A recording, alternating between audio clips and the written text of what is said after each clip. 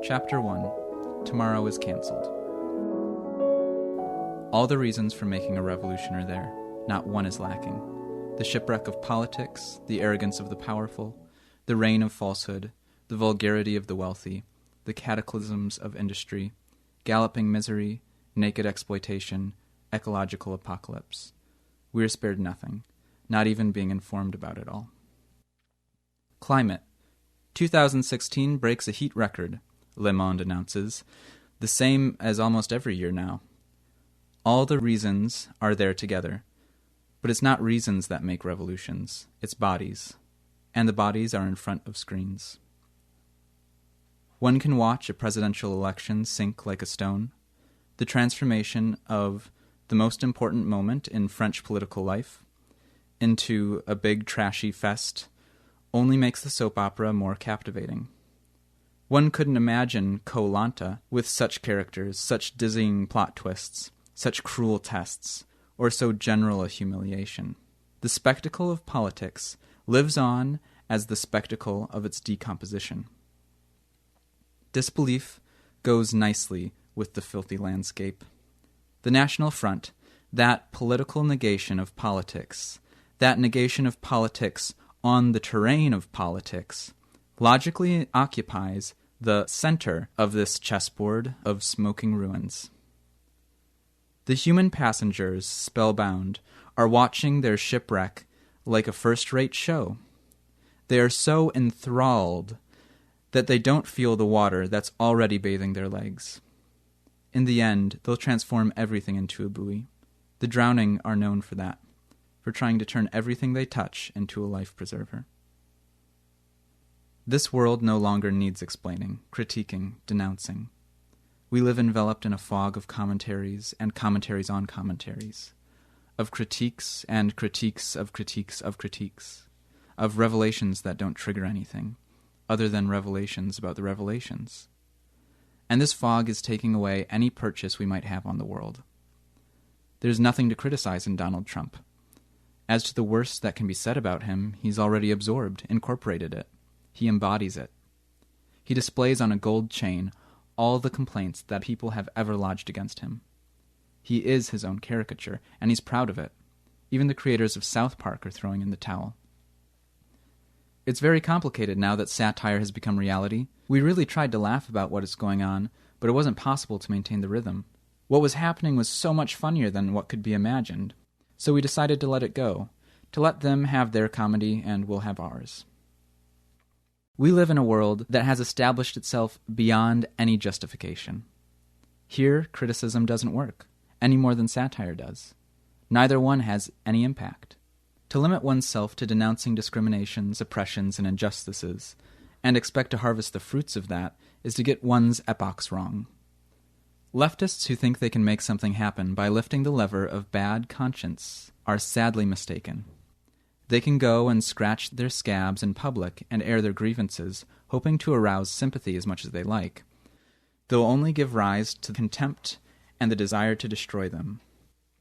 Victim has become an insult in every part of the world. There is a social use of language. No one still believes in it. Its exchange value has fallen to zero. Hence this inflationist bubble of idle talk. Everything social is dishonest, and everyone knows that now. It's no longer just the governing authorities, the publicists and public personalities who do communication. It's every self-entrepreneur that this society wants to turn us into who practices the art of public relations. Having become an instrument of communication, language is no longer its own reality, but a tool for operating on the real, for obtaining effects in accordance with more or less conscious strategies. Words are no longer put into circulation, except in order to distort things. Everything sails under false flags. This usurpation has become universal. One doesn't shrink from any paradox. The state of emergency is the rule of law. War is made in the name of peace. The bosses offer jobs. The surveillance cameras are video protection devices. The executioners complain that they're being persecuted. The traitors profess their sincerity and their allegiance. The mediocre are everywhere cited as examples. There is actual practice on the one hand, and on the other discourse, which is its relentless counterpart. The perversion of every concept. The universal deception of oneself and of others. In all quarters, it's only a question of preserving or extending one's interests. In return, the world is filling up with silent people. Certain ones of these explode into crazy acts of a sort that we've seen at briefer and briefer intervals. What is surprising about this? We should stop saying, young people don't believe in anything anymore, and say instead, damn, they're not swallowing our lies anymore. No longer say, young people are nihilistic, but, my lord, if this continues, they're going to survive the collapse of our world. The exchange value of language has fallen to zero, and yet we go on writing. It's because there is another use of language. One can talk about life, and one can talk from the standpoint of life. One can talk about conflicts, and one can talk from the midst of conflict. It's not the same language or the same style. It's not the same idea of truth either. There is a courage of truth that consists in taking shelter behind the objective neutrality of facts. There is a different one that considers that speech which doesn't commit one to anything, doesn't stand on its own, doesn't risk its position, doesn't cost anything, it's not worth very much. The whole critique of finance capitalism cuts a pale figure next to the shattered bank window tagged with, "Here, these are your premiums." It's not through ignorance that young people appropriate rappers' punchlines for their political slogans instead of philosophers' maxims. And it's out of decency that they don't take up the shouts of, "We won't give an inch," by militants who are about to relinquish everything. It's because the latter are talking about the world, and the former are talking from within the world. The real lie is not the one we tell others, but the one we tell ourselves. The first lie is relatively exceptional in comparison with the second. The big lie is refusing to see certain things that one does see, and refusing to see them just as one sees them. The real lie is all the screens, all the images, all the explanations that are allowed to stand between oneself and the world. It's how regularly we dismiss our own perceptions, so much so that where it's not a question of truth, it won't be a question of anything. There will be nothing but this planetary insane asylum. Truth is not something one would strive towards, but a frank relation to what is there. It is a problem only for those who already see life as a problem. It's not something one professes, but a way of being in the world. It's not held, therefore, nor accumulated. It manifests itself in a situation from moment to moment. Whoever senses the falseness of a being, the noxious character of a representation, or the forces that move beneath a play of images, releases any grip these might have had. Truth is a complete presence to oneself and to the world.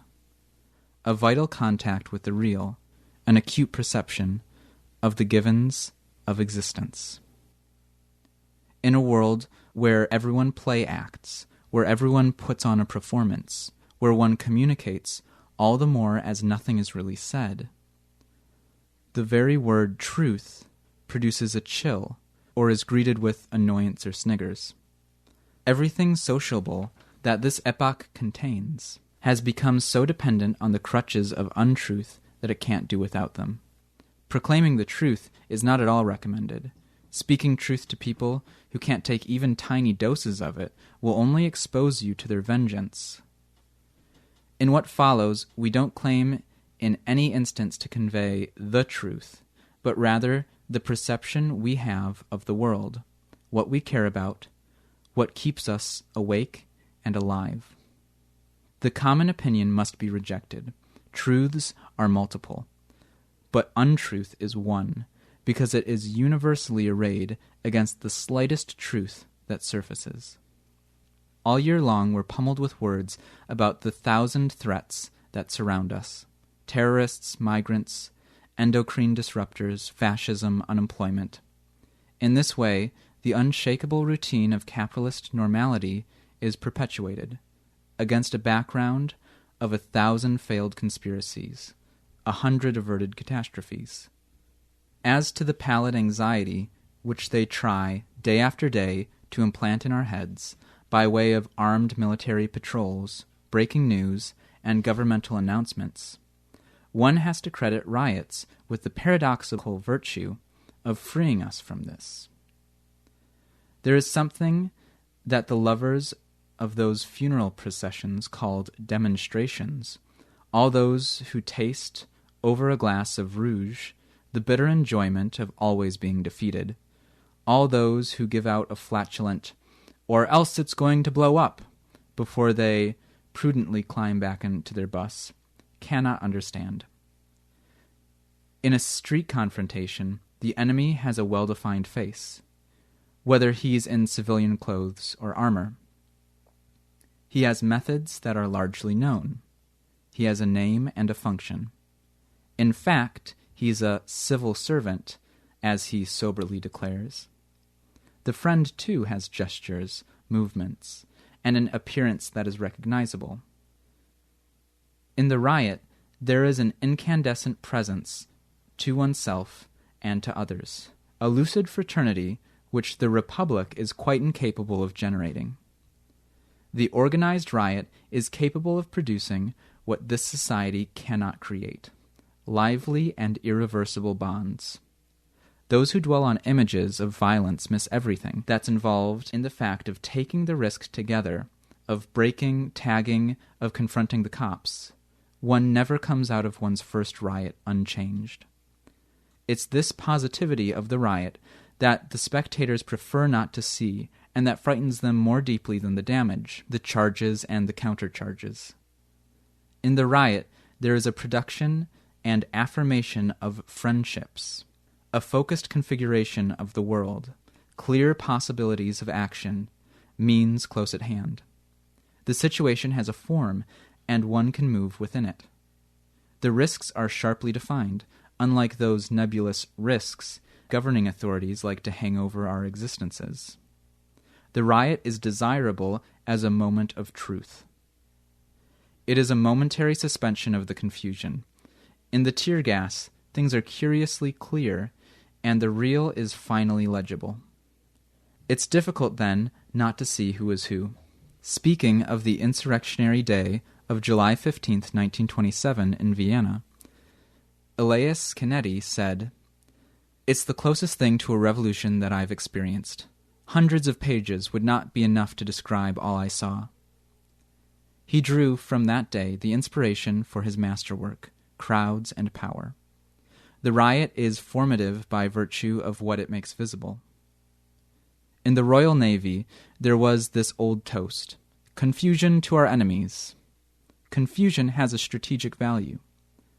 It's not a chance phenomenon. It scatters purposes and prevents them from converging again. It has the ashy taste of defeat, when the battle has not taken place, and probably never will take place. All the recent attacks in France were thus followed by a train of confusion, which opportunely increased the governmental discourse about them. Those who claim them, and those who call for war against those who claim these attacks, all have an interest in our confusion. As for those who carry them out, they are very often children, the children of confusion. This world talks so much and has nothing to say.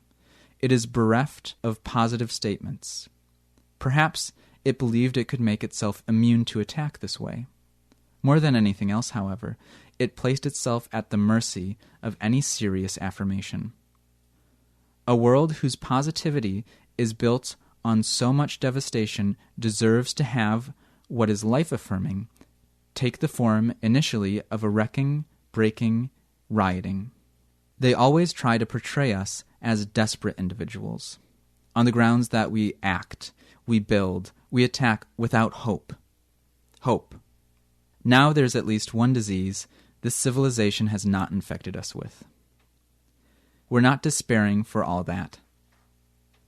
No one has ever acted out of hope. Hope is of a piece with waiting, with the refusal to see what is there, with the fear of breaking into the present.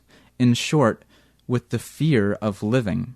To hope is to declare oneself in advance to be without any holding on that from which something is expected nonetheless. It's to remove oneself from the process so as to avoid any connection with its outcome. It's wanting things to be different without embracing the means for this to come about. It's a kind of cowardice. One has to know what to commit to and then commit to it, even if it means making enemies or making friends. Once we know what we want, we're no longer alone. The world repopulates. Everywhere there are allies, closenesses, and an infinite gradation of possible friendships. Nothing is close for someone who floats. Hope, that very slight but constant impetus towards tomorrow that is communicated to us day by day, is the best agent of the maintenance of order. We're daily informed of problems we can do nothing about, but to which there will surely be solutions tomorrow. The whole oppressive feeling of powerlessness that this social organization cultivates in everyone is only an immense pedagogy of waiting. It's an avoidance of now. But there isn't, there's never been, and there never will be anything but now. And even if the past can act upon the now, this is because it has itself never been anything but a now, just as our tomorrow will be. And the only way to understand something in the past is to understand that it too used to be now. It's to feel the faint breath of the air in which the human beings of yesterday lived their lives. If we are so much inclined to flee from now, it's because now is the time of decision. It's the locus of the I accept or the I refuse, of I'll pass on that or I'll go with that. It's the locus of the logical act that immediately follows the perception. It is the present, and hence the locus of presence. It is the moment, endlessly renewed, of the taking of sides. Thinking in distant terms is always more comfortable. In the end, things will change. In the end, beings will be transfigured. Meanwhile, let's go on this way. Let's remain what we are. A mind that thinks in terms of the future is incapable of acting in the present. It doesn't seek transformation. It avoids it. The current disaster is like a monstrous accumulation of all the deferrals of the past, to which are added those of each day and each moment, in a continuous time slide. But life is always decided now, and now, and now.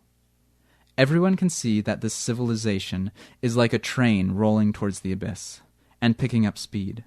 The faster it goes, the more one hears the hysterical cheers of the boozers in the discotheque car. You have to listen carefully to make out the paralyzed silence of the rational minds that no longer understand anything, that of the worriers who bite their nails, and the accent of false calm in the exclamations of the card players who wait. Inwardly, many people have chosen to leap off the train, but they hesitate on the footboard. They're still restrained by so many things. They feel held back because they've made the choice, but the decision is lacking. Decision is what traces in the present the manner and possibility of acting, of making a leap that is not into the void. We mean the decision to desert the ranks, to organize, to undertake a secession, be it imperceptibly, but in any case, now. The epoch belongs to the determined.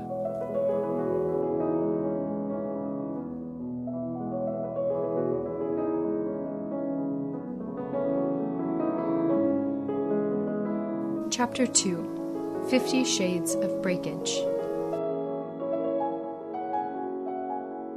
Nothing's right anymore, say the poor losers.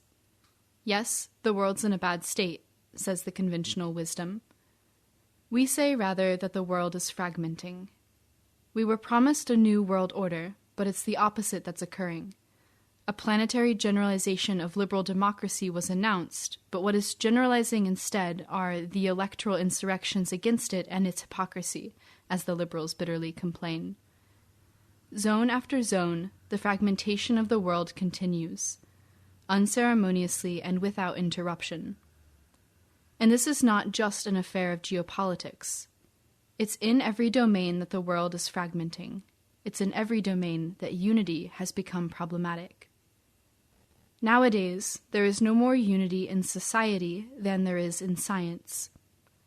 The wage work system is breaking up into niches, exceptions, dispensatory conditions. The idea of a precariat conveniently hides the fact that there is simply no longer a shared experience of work, even precarious work, with the consequence that there can no longer be a shared experience of its stoppage either, and the old myth of the general strike must be put on the shelf of useless accessories.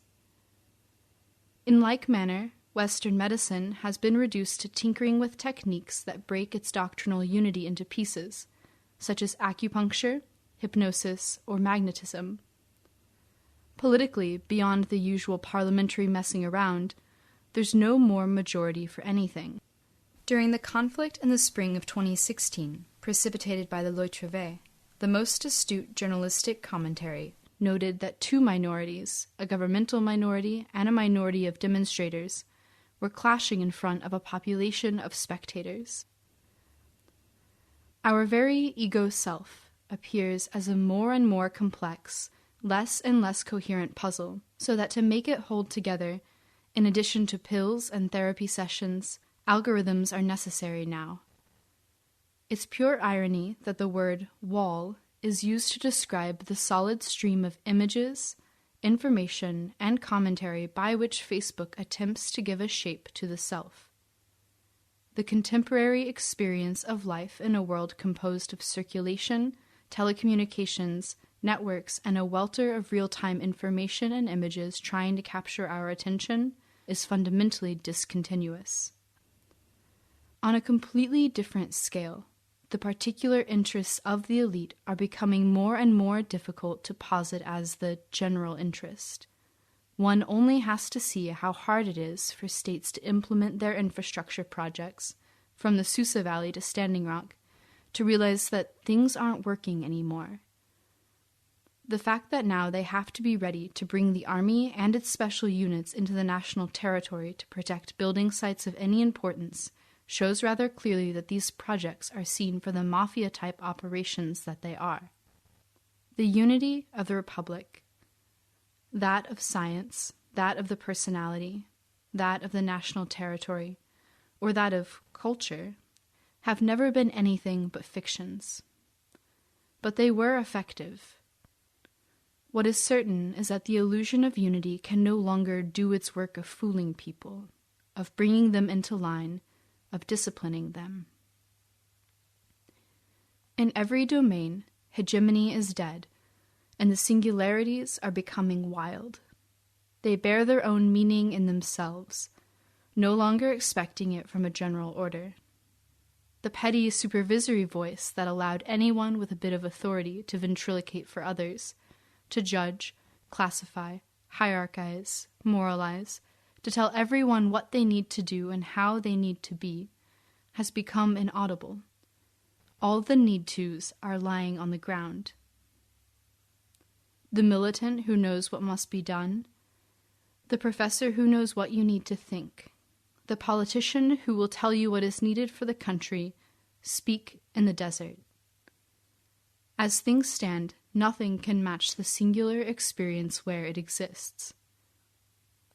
One rediscovers that opening oneself to the world doesn't mean opening oneself to the four corners of the planet, that the world is there where we are. Opening ourselves to the world is opening ourselves to its presence here and now. Each fragment carries its own possibility of perfection. If the world is to be saved, this will be in each of its fragments. As for the totality, it can only be managed. The epoch takes amazing shortcuts. Real democracy is buried where it was born, 2,500 years before, with the way in which Alexis Tsipras, scarcely elected, got no rest until he had negotiated its capitulation. One can read on its tombstone, ironically speaking, these words of the German Minister of Finance, Wolfgang Schäuble. "We can't let elections change anything whatsoever." But the most striking thing is that the geopolitical epicenter of the world's fragmentation is precisely the place where its unification began under the name civilization, 5,000 years ago, Mesopotamia. If a certain geopolitical chaos seems to be taking hold of the world, it's in Iraq and Syria that this is most dramatically demonstrated, that is, in the exact location where civilization's general setting and order began. Writing, accounting, history, royal justice, parliament, integrated farming, science, measurement, political religion, palace intrigues, and pastoral power. This whole way of claiming to govern for the good of the subjects, for the sake of the flock and its well-being, everything that can be lumped into what we still call civilization was already, 3,000 years before Jesus Christ, the distinguishing mark of the kingdoms of Akkad and Sumer. Of course, there will be attempts at cobbling together a new denominational Iraqi state. Of course, the international interests will end up mounting harebrained operations aimed at state-building in Syria. But in Syria, as in Iraq, state-directed humanity is dead. The intensity of the conflicts has risen too high for an honest reconciliation to still be possible. The counterinsurrectionary war that the regime of Bashar al-Assad has conducted against his population, with the support that we are aware of, has reached such extremes that no negotiations will ever again lead to anything like a new Syrian state worthy of the name. And no attempt at people-shaping, the bloody putting into practice of Brecht's ironic poem after the workers' uprising of 1953 against the new Soviet regime in East Germany. The people, through its own fault, has lost the confidence of the government, and only by redoubling its efforts can it win it back. Would it not be easier, then, for the government to dissolve the people and elect a new one? Will have any positive effect. The ghosts of the dead won't let themselves be subdued by barrels of TNT. No one who's given some thought to what the European states were like in the time of their splendor can look at what still goes by the name of a state these days and see anything other than failures. Compared to the transnational powers, the states can no longer maintain themselves except in the form of holograms. The Greek state is no longer anything more than a conveyor of instructions it has no say in. The British state is reduced to walking the tightrope with Brexit. The Mexican state no longer controls anything. The Italian, Spanish, or Brazilian states no longer appear to have any activity beyond surviving the continuous avalanches of scandal. Whether on the pretext of reform or by fits of modernization, the present-day capitalist states are engaging in an exercise of methodical self-dismantling, not to mention the separatist temptations that are multiplying across Europe. It's not hard to discern, behind the attempts at authoritarian restoration in so many of the world's countries, a form of civil war that will no longer end. Whether in the name of the war against terrorism, drugs, or poverty, the states are coming apart at the seams. The facades remain, but they only serve to mask a pile of rubble. The global disorder now exceeds any capacity to restore order. As an ancient Chinese sage put it, when order reigns in the world, a fool can disturb it by himself alone. When chaos takes hold of it, a wise man cannot bring back the order by himself alone. We are the contemporaries of a prodigious reversal of the process of civilization into a process of fragmentation. The more civilization aspires to a universal completion, the more it implodes at its foundation. The more this world aims for unification, the more it fragments. When did it shift imperceptibly on its axis? Was it the world coup that followed the attacks of September 11th? The financial crisis of 2008? The failure of the Copenhagen Summit on climate change in 2009? What is sure is that that summit marked a point of irreversibility in this shift. The cause of the atmosphere and the planet offered civilization the ideal pretext for its completion. In the name of the species and its salvation, in the name of the planetary totality, in the name of terrestrial unity, one was going to be able to govern every behavior of each one of the Earth's inhabitants and every one of the entities that it accommodates on its surface. The presiding authorities were within an inch of proclaiming the universal and ecological imperium mundi. This was in the interest of all. The majority of the human and natural milieus, customs, and forms of life, the telluric character of every existence, all that would have to yield before the necessity of uniting the human species, which one was finally going to manage from who knows what directorate. This was the logical outcome of the process of unification that has always animated the great adventure of humanity, since a little band of sapiens escaped from the Rift Valley. Up till then, one hoped that the responsible parties would come to a sensible agreement, that the responsible parties, in a word, would be responsible. And surprise! What actually happened at Copenhagen is that nothing happened. And that is why the whole world has forgotten it. No emperor, even of the collegial sort. No decision by the spokespersons of the species. Since then, with the help of the economic crisis, the drive toward unification has reversed into a global everyone for themselves. Seeing that there will be no common salvation, everyone will have to achieve their salvation on their own, on whatever scale, or abandon every idea of salvation, and attempt to lose oneself in technologies, profits, parties, drugs, and heartbreakers, with anxiety pegged to one's soul. The dismantling of all political unity is inducing an evident panic in our contemporaries. The omnipresence of the question of national identity in the public debate attests to this. La France, a world-class exemplar of the modern state, is having an especially hard time accepting its consignment to the junkyard. It's obviously because feeling French has never made so little sense that what we have in the way of ambitious politicians are reduced to embroidering endlessly on the national identity. And since, despite those glorious 1,500 years of history which they keep harping on, no one seems to have a clear idea what being French might mean, they fall back on the basics. The wine and the great men, the sidewalk terraces and the police, when it's not quite simply the Ancien Regime and the Christian roots, yellowed figures of a national unity for 9th grade manuals. All that is left of unity is nostalgia, but it speaks more and more loudly. Candidates present themselves as wanting to restore the national greatness, to make America great again, or set France back in order. At the same time, when one is wistful for French Algeria, is there anything one can't be nostalgic about? Everywhere they promise, therefore, to reconstruct the national unity by force. But the more they divide by going on about the feeling of belonging, the more the certainty spreads of not being part of the whole they have in mind. To mobilize panic in order to restore order is to miss what panic contains that is essentially dispersive.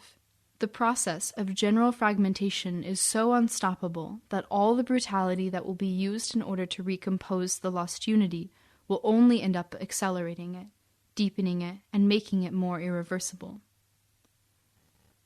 When there's no longer a shared experience, apart from that of coming together again in front of the screens, one can very well create brief moments of national communion after attacks by deploying a maudlin, false, and hollow sentimentality. One can decree all sorts of wars against terrorism. One can promise to take back control of all the zones of unlawfulness. but all this will remain a BFM TV newsflash at the back of a kebab house and with the sound turned off. This kind of nonsense is like medications. For them to stay effective, it's always necessary to increase the dose until the final neurasthenia sets in. Those who don't mind the prospect of finishing their existence in a cramped and super-militarized citadel, be it as great as La France, while all around the waters are rising, carrying the bodies of the unlucky, may very well declare those who displease them to be traitors to the nation. In their barkings, one only hears their powerlessness. In the long run, extermination is not a solution. We mustn't be disheartened by the state of degradation of the debate in the public sphere. If they vociferate so loudly, it's because no one is listening anymore. What is really occurring under the surface is that everything is pluralizing, everything is localizing, everything is revealing itself to be situated, everything is fleeing. It's not only that the people are lacking, that they are playing the role of absent subscribers, that they don't give any news, that they are lying to the pollsters. It's that they have already packed up and left in many unsuspected directions. They're not simply abstentionist, hanging back, not to be found. They are in flight, even if their flight is inner or immobile. They are already elsewhere. And it won't be the great bush-beaters of the extreme left, the Third Republic type of socialist senators taking themselves for Castro, a la Mélenchon, who will bring people back to the fold. What is called populism is not just the blatant symptom of the people's disappearance. It's a desperate attempt to hold on to what's left of it that's distressed and disoriented. As soon as a real political situation presents itself, like the conflict of the spring of 2016, what manifests itself in a diffuse way is all the shared intelligence, sensitivity, and determination which the public hubbub sought to cover up.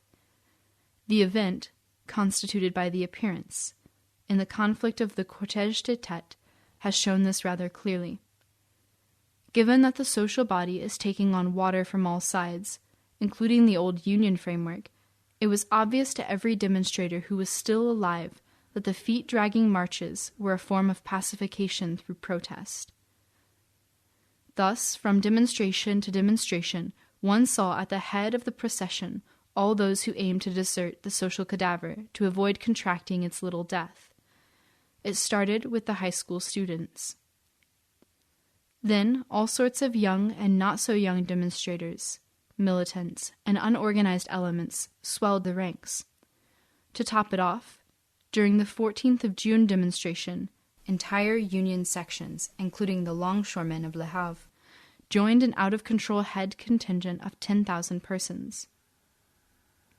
It would be a mistake to see the taking over of the head of these demonstrations as a kind of historical revenge by anarchists, autonomists, or the other usual suspects at the end of demonstrations, who traditionally find themselves at the tail of marches engaging in ritual skirmishes. What happened there, as if naturally, was that a certain number of deserters created a political space in which to make something out of their heterogeneity, a space that was insufficiently organized, certainly, but rejoinable, and for the duration of a spring, truly existing. The cortège de tête came to be a kind of receptacle of the general fragmentation. As if by losing all its power of aggregation, this society liberated from all quarters little autonomous kernels, territorially, sectorially, or politically situated, and for once these kernels found a way to group together. If the cortège de tête succeeded finally in magnetizing a significant part of those combating the world of the Loi Travail, this is not because all those people had suddenly become autonomous.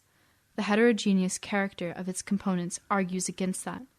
It's because, in the situation, it had the benefit of a presence, a vitality, and a truthfulness that were lacking in the rest.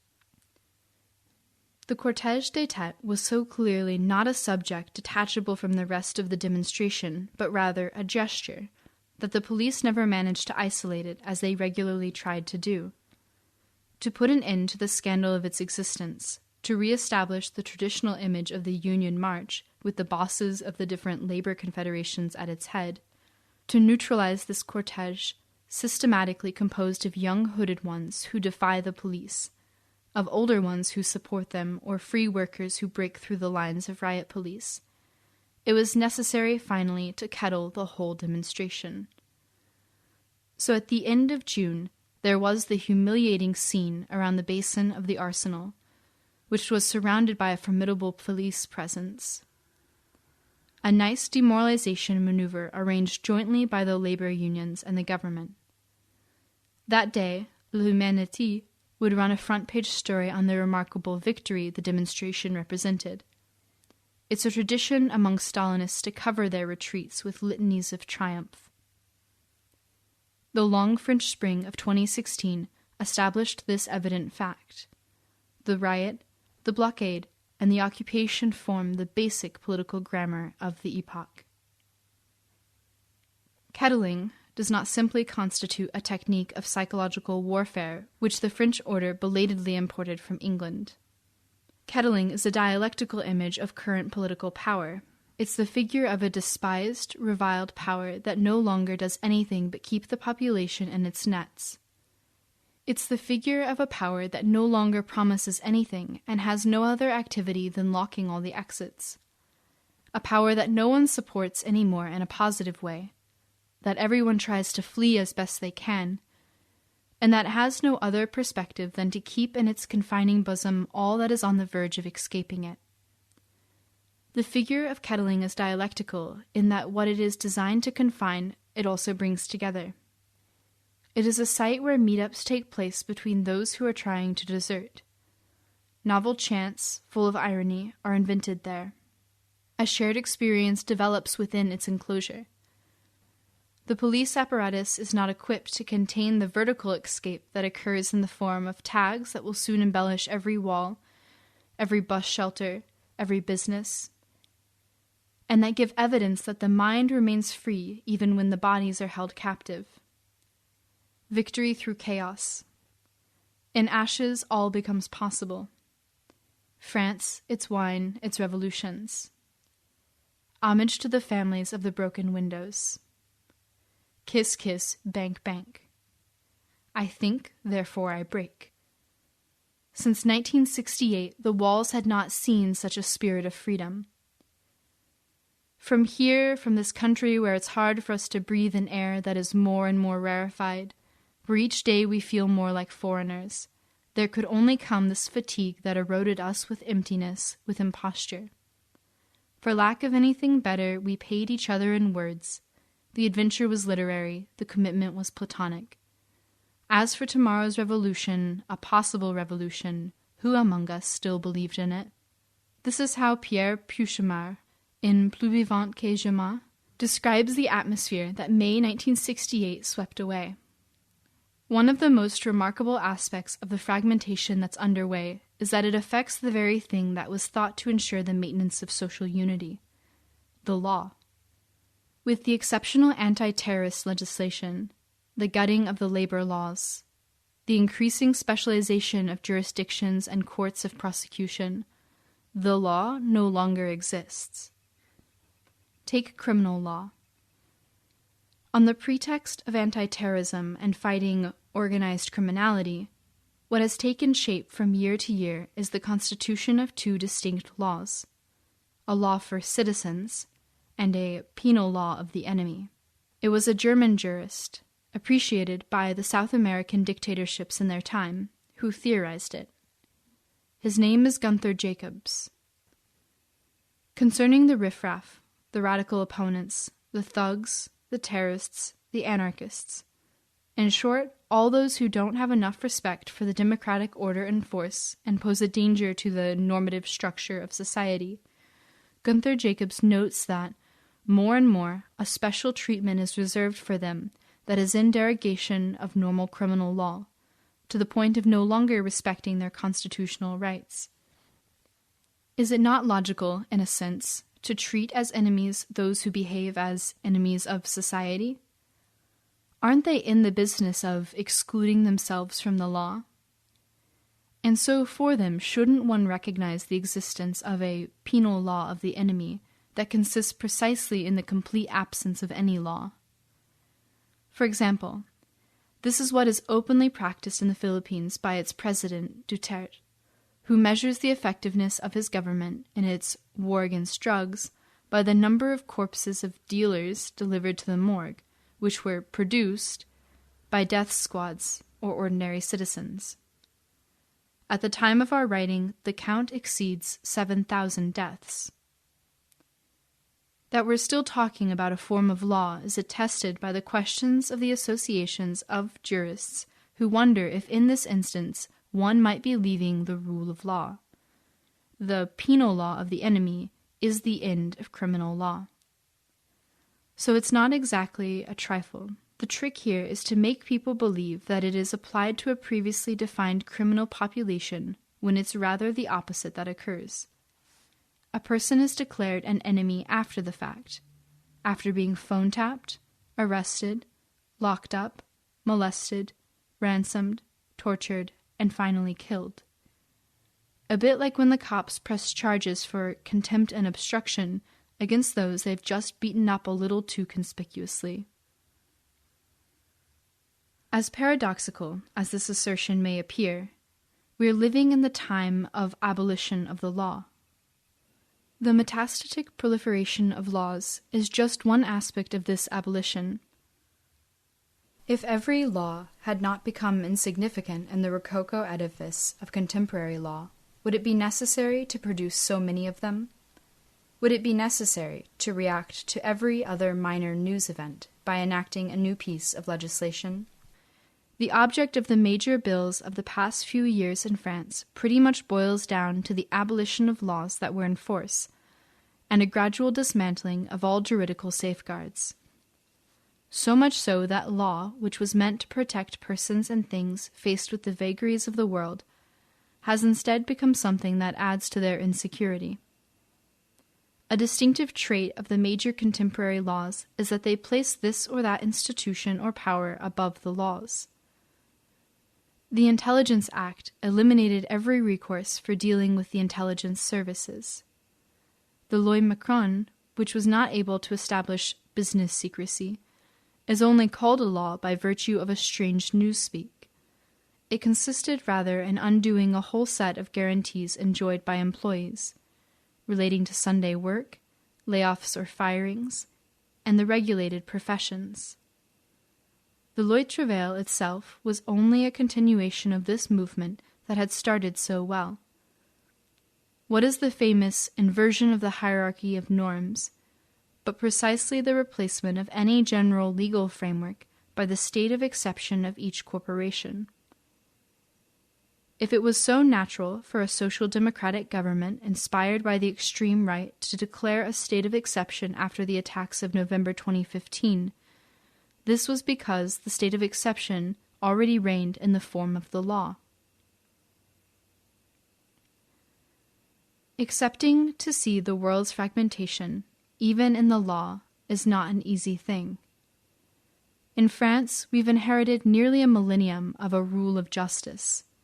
The good King St. Louis, who meted out justice under the oak tree, etc. At bottom, the blackmail that keeps renewing the conditions of our submission is this: either the state, rights, the law, the police, the justice system, or civil war, vengeance, anarchy, and celebration.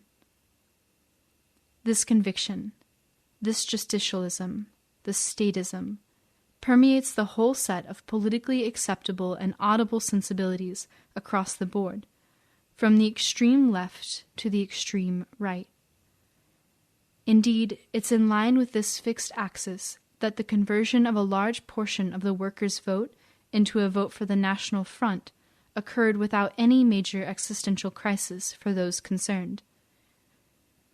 This is also what explains all the indignant reactions to the cascades of affairs that now go to make up the daily routine of contemporary political life.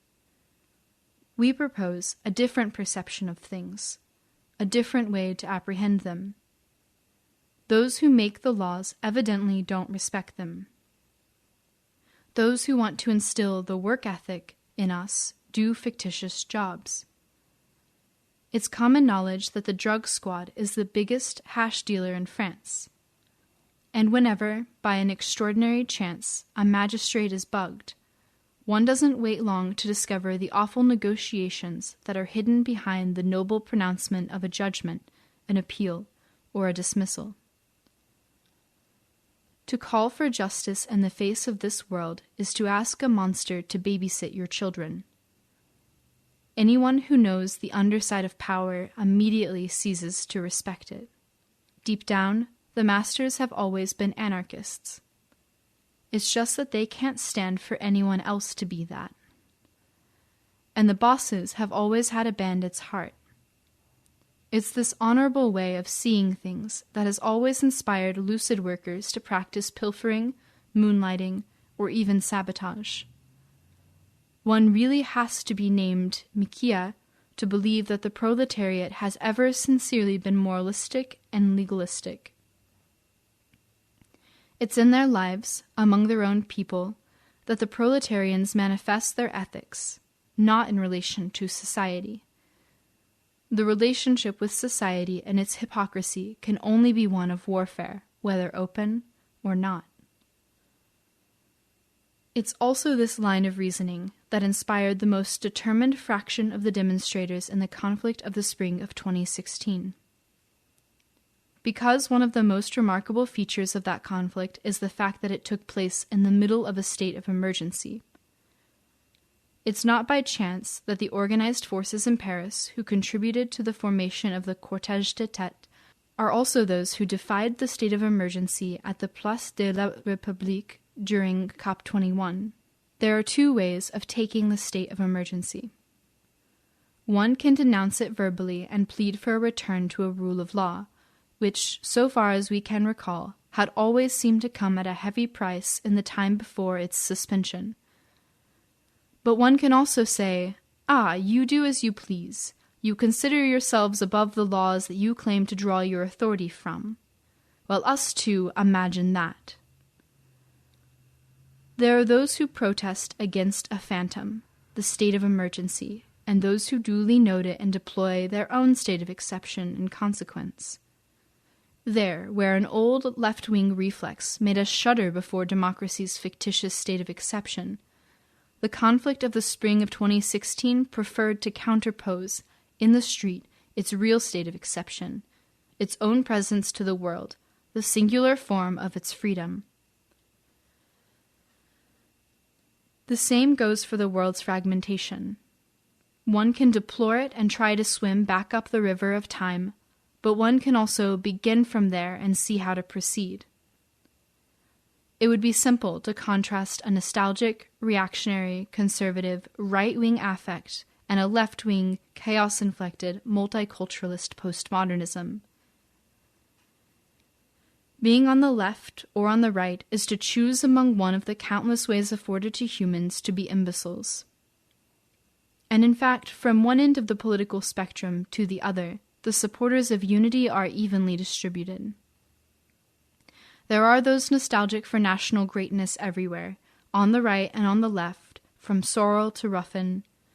We tend to forget it, but over a century ago a candidate presented himself to serve as a universal form of life. The worker. If he was able to lay claim to that, it was only after the great number of amputations he required of himself, in terms of sensibility, attachments, taste, or affectivity. And this gave him a strange appearance. So much so that on seeing him the jury fled, and since then he wanders about without knowing where to go or what to do, painfully encumbering the world with his obsolete glory. In the time of his splendor, he had all manner of groupies, nationalists or Bolsheviks, even national Bolsheviks. In our day, we're observing an explosion of the human figure. Humanity, as a subject, no longer has a face. On the fringes of an organized impoverishment of subjectivities, we are witness to the tenacious persistence and the emergence of singular forms of life, which are tracing their path. It is this scandal that they wanted to crush, for example, with the jungle of Calais. This resurgence of forms of life, in our epoch, also results from the fragmentation of the failed universality of the worker. It realizes the mourning period for the worker as a figure, a Mexican wake, moreover, that has nothing sad about it. To think that, during the conflict of the spring of 2016, we saw something unthinkable a few years ago, the fragmentation of the General Confederation of Labor, CGT, itself. While the Marseille CGT used its tonfas against the young people, the Douai-Armentières CGT, allied with the uncontrolled ones, came to blows with the Lille CGT security crew, which is more hopelessly Stalinist. The CGT Energie called for sabotage of the fiber optic cables in Haute-Lire used by the banks and telephone operators. During the whole conflict, what happened in Le Havre bore little resemblance to what was happening elsewhere. The dates of demonstration, the positions of the local CGT, the caution imposed on the police, all this was in a sense autonomous from the national scene as a whole. The CGT in Le Havre passed this motion and called the police forces and the prefect to advise them of it. Every time a student is summoned to police headquarters, it's not complicated. The port will shut down. Le Havre had a happy fragmentation. The frictions between the cortège des têtes and the Union security personnel led to a remarkable improvement, the strictly defensive position of many of the CGT security services from then on.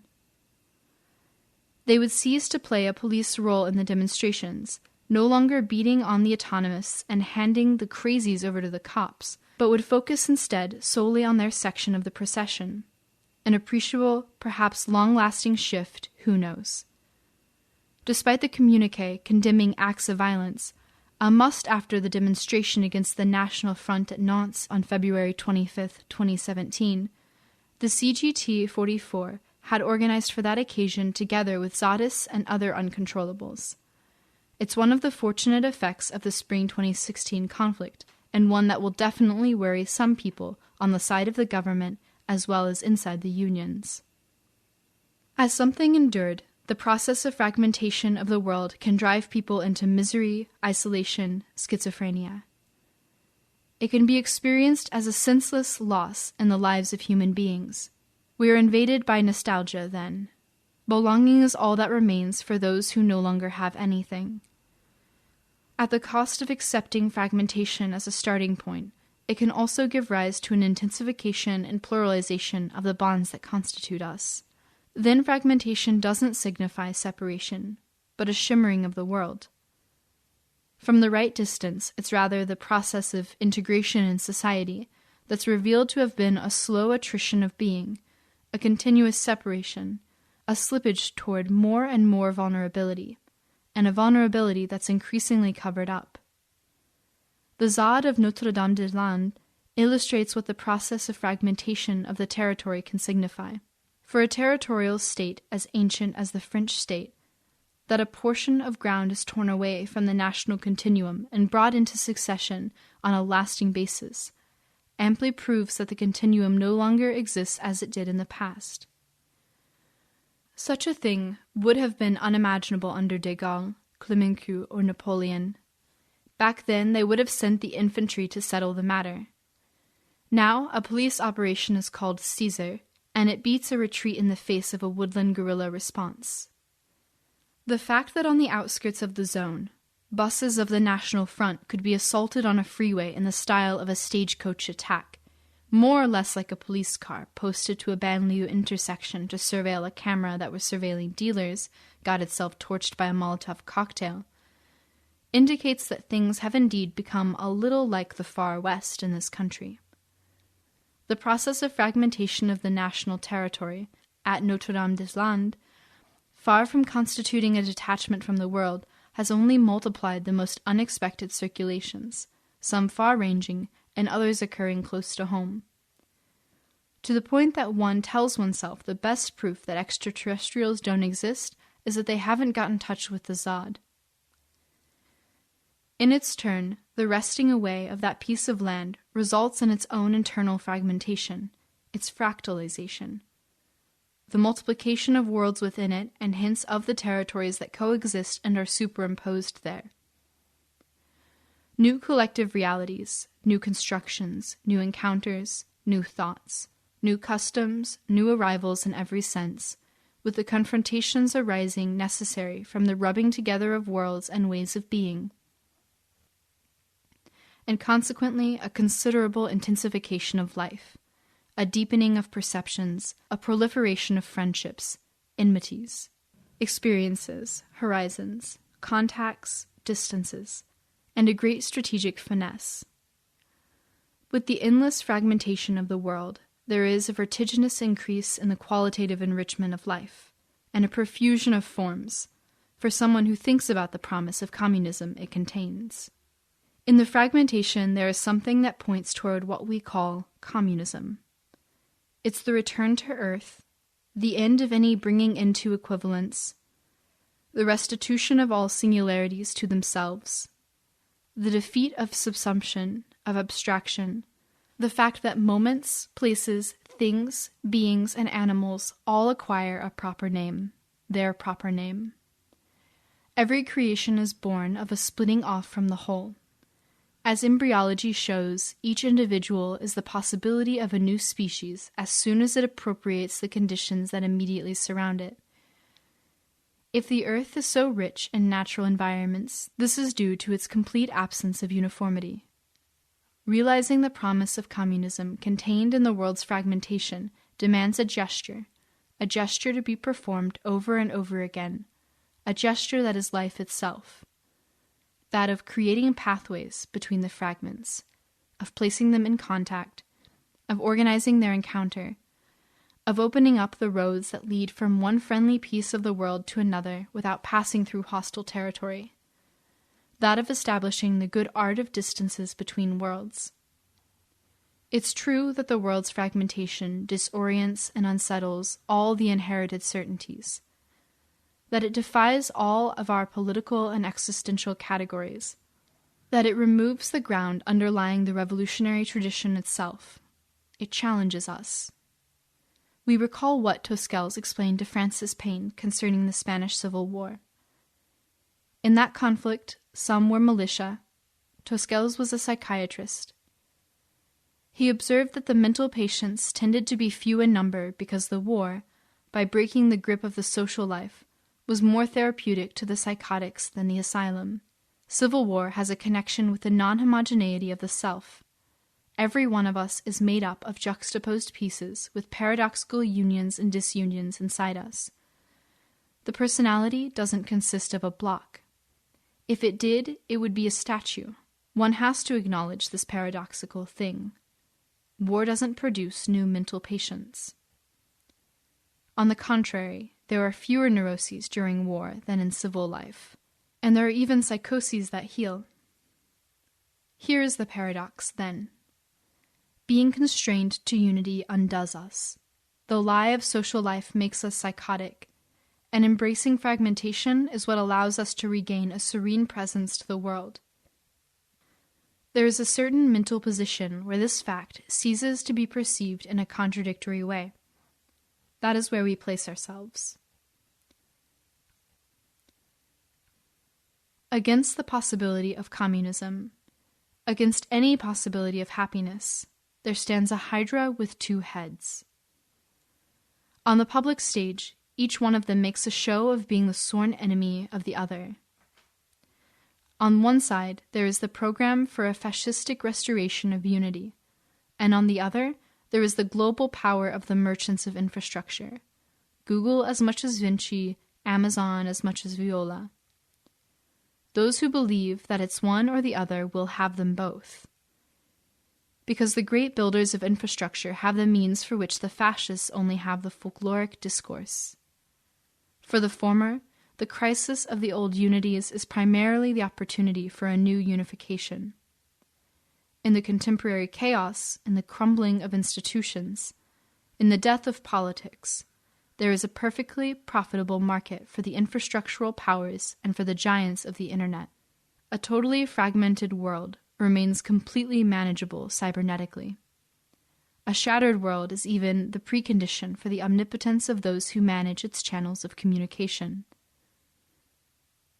The program of these powers is to deploy behind the cracked facades of the old hegemonies a new, purely operational form of unity, which doesn't get bogged down in the ponderous production of an always shaky feeling of belonging, but operates directly on the real, reconfiguring it.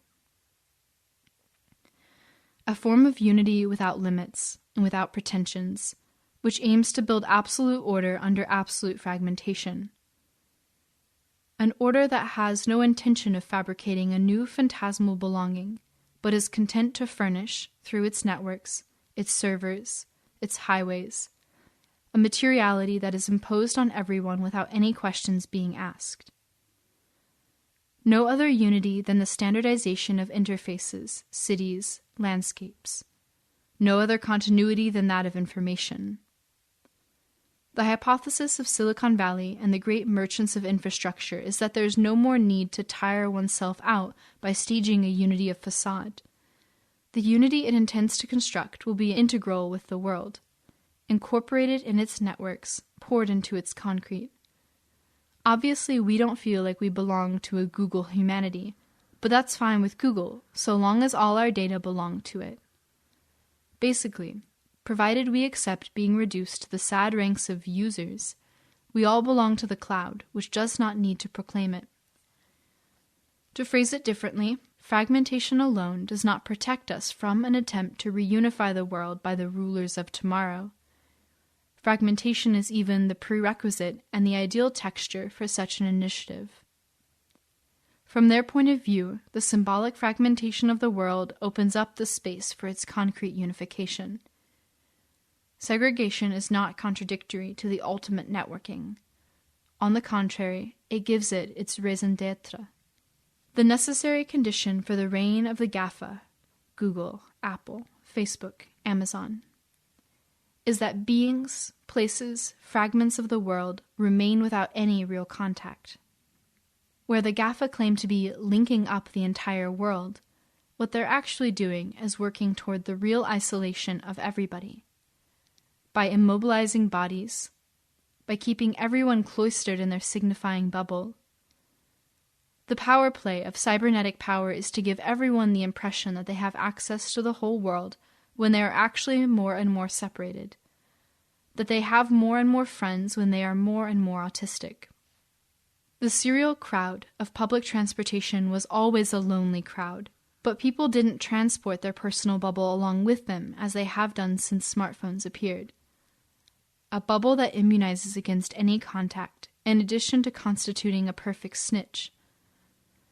This separation, engineered by cybernetics, pushes in a non-accidental way in the direction of making each fragment into a little paranoid entity, towards a drifting of the existential continents where the estrangement that already reigns between individuals in this society collectivizes ferociously into 1,000 delirious little aggregates. In the face of all that, the thing to do, it would seem, is to leave home, take to the road, go meet up with others, work towards forming connections, whether conflictual, prudent, or joyful, between the different parts of the world. Organizing ourselves has never been anything else than loving each other.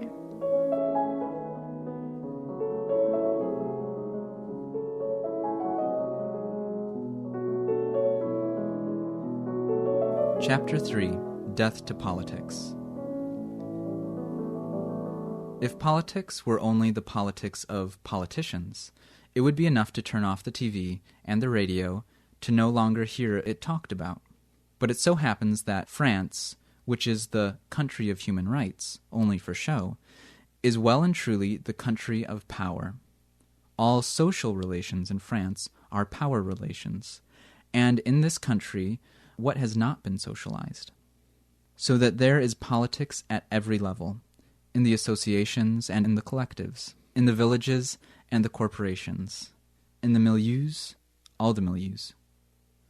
It's at work everywhere, maneuvering, operating, seeking appreciation.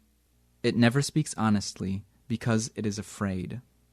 politics, in France, is a cultural disease.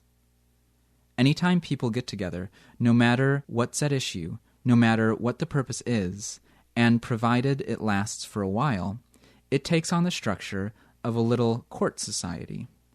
And there is always someone who takes himself for the Sun King. Those who reproach Foucault for having developed a rather stifling ontology of power in which goodness, love of one's neighbor, and the Christian virtues have a difficult time finding their place, should reproach him rather for having thought in an admirable way, but perhaps in a way that is a bit too French. France, thus, remains a court society. At the summit of the state, even in the milieus that declare its perdition most radically, as if the Ancien Regime, as a system of mores, had never died.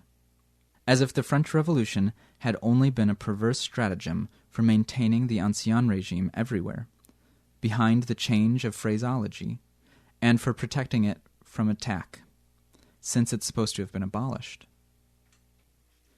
Those who claim that a local politics, closer to the territories and the people, is what will save us from the decomposition of national politics can defend such an insanity only by holding their noses, because it's evident that what they offer is only a less professional, cruder, and, in a word, degenerate version of what there is. For us, it's not a matter of doing politics differently, but of doing something different from politics. Politics makes one empty and greedy. This national syndrome obviously doesn't spare the radical militant milieus. Each little group imagine it is capturing parts of the radicality market from its closest rivals by slandering them as much as possible. By lusting after the pieces of the cake of others, it ends up spoiling the cake and smelling of shit. A clear-headed and completely unresigned militant recently gave this testimony. Today, I know that the disinterested militancy doesn't exist. Our upbringing, our schooling, our family, our social world as a whole rarely make us into well-rounded and serene personalities. We're full of hurts, existential issues to be resolved, relational expectations, and it's with this inner baggage that we enter into militant life.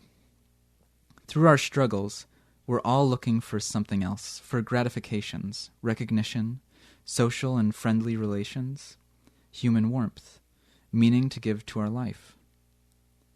In most militants, this search for gratifications remains rather discreet. It doesn't take up all the space. In certain persons, it should be said, it occupies a disproportionate space.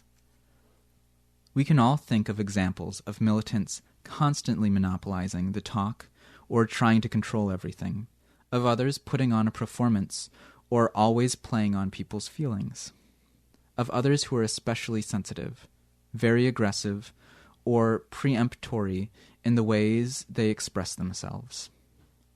These problems of recognition, gratifications, or power seem to me to explain single-handedly the majority of conflicts in radical groups. In my view, many apparently political conflicts mask conflicts of ego between persons. That's my hypothesis. It's not necessarily correct, but from my experience, I have the strong feeling that something else is at play in these meetings, the mobilizations, the radical organizations. Something else other than the struggle properly speaking. A veritable human theater with its comedies, its tragedies, with its smooth marivaudages, which often push the political objectives which supposedly brought us together into the background. This country is a heartbreaker for serene souls. Nuit debout in Paris was many things. It was a rallying point and a starting point for all sorts of incredible actions. It was the site of wonderful encounters, of informal conversations, of reunions after the demonstrations. By offering a continuity between the leapfrog demonstration dates, which the Union confederations are so fond of, Nuit debout enabled the conflict triggered by the Loi travaillée to be something altogether different, and more than a classic social movement. Nuit debout made it possible to thwart the mundane governmental operation consisting in reducing its opponents to powerlessness by setting them at odds with each other under the categories of violent and non-violent. Although it was rechristened Place de la Commune, Place de la République was not able to deploy the smallest embryo of what was commune-like in the squares movement in Spain or in Greece, to say nothing of Tahrir Square, simply because we didn't have the strength to impose a real occupation of the square on the police. But if there was a fundamental defect in Nuit debout from the start, it was on the pretext of going beyond classical politics, the way in which it reproduced and staged the latter principal axiom according to which politics is a particular sphere, separate from life, an activity consisting in speaking, debating, and voting, with the result that Nuit debout came to resemble an imaginary parliament, a kind of legislative organ with no executive function, and hence a manifestation of powerlessness that was sure to please the media and the governing authorities. One participant sums up what happened, or rather what didn't happen, at Nuit debout. The only shared position, perhaps, is the desire for an endless discussion. The unsaid and the vague have always been privileged, to the detriment of taking a position, which would be selective by definition, hence supposedly non-inclusive. Another offers the following appraisal. A succession of speeches limited to 2 minutes and never followed by any discussion could not fail to be tiresome. Once the surprise had worn off at seeing so many people excited about expressing themselves, the absence of anything at stake started to empty these meetings of the sense that they appeared to have. We were here to be together, but the rules separated us. We were here to exorcise the curse of our respective solitudes, but the assemblies gave the curse a glaring visibility. For me, the assembly should be the place where the collective is experienced, felt, explored, confirmed, and finally, if only in a punctual way, declared. But for that it would have been necessary for real discussions to occur. The problem was that we didn't talk to each other. We only spoke one after the other. The worst of what we meant to avert on the place unfolded there in a general incomprehension, a collective impotence that mistakes the spectacle of solitudes for the invention of an active collective. A conjuration of blockades finally got the better of my patience. The key person of our committee, no doubt without any intentional ill will on her part, had a special gift for discouraging, with all sorts of logistic and procedural quibbles, every attempt to reintroduce some stakes into the functioning of the assemblies. And finally, like so many others, I sometimes had the impression that there was a kind of opaque power structure that furnished the major orientations of the movement, that there was another level of decision-making than that of the ordinary assemblies, the micro-bureaucracy that ran Nuit debout in Paris, and that was literally a bureaucracy of the microphone, was caught in this uncomfortable situation that it could only roll out its vertical strategies hidden between the spectacle of horizontality, presented each day at 6 p.m. by the sovereign assembly of emptiness that was held there, with its changing walk-on actors. That is why what was said there basically didn't matter much, and least of all to its organizers. Their ambitions and strategies were deployed elsewhere than on the square, and in a language whose cynicism could be given free rein only on the terrace of a hipster cafe, in the last stage of intoxication between accomplices. Nuit debout showed in an exemplary way how direct democracy, collective intelligence, horizontality, and hyper-formalism could function as a means of control and a method of sabotage. This might seem dreadful, but Nuit debout, nearly everywhere in France, illustrated line by line what was said about the movement of the squares and To Our Friends.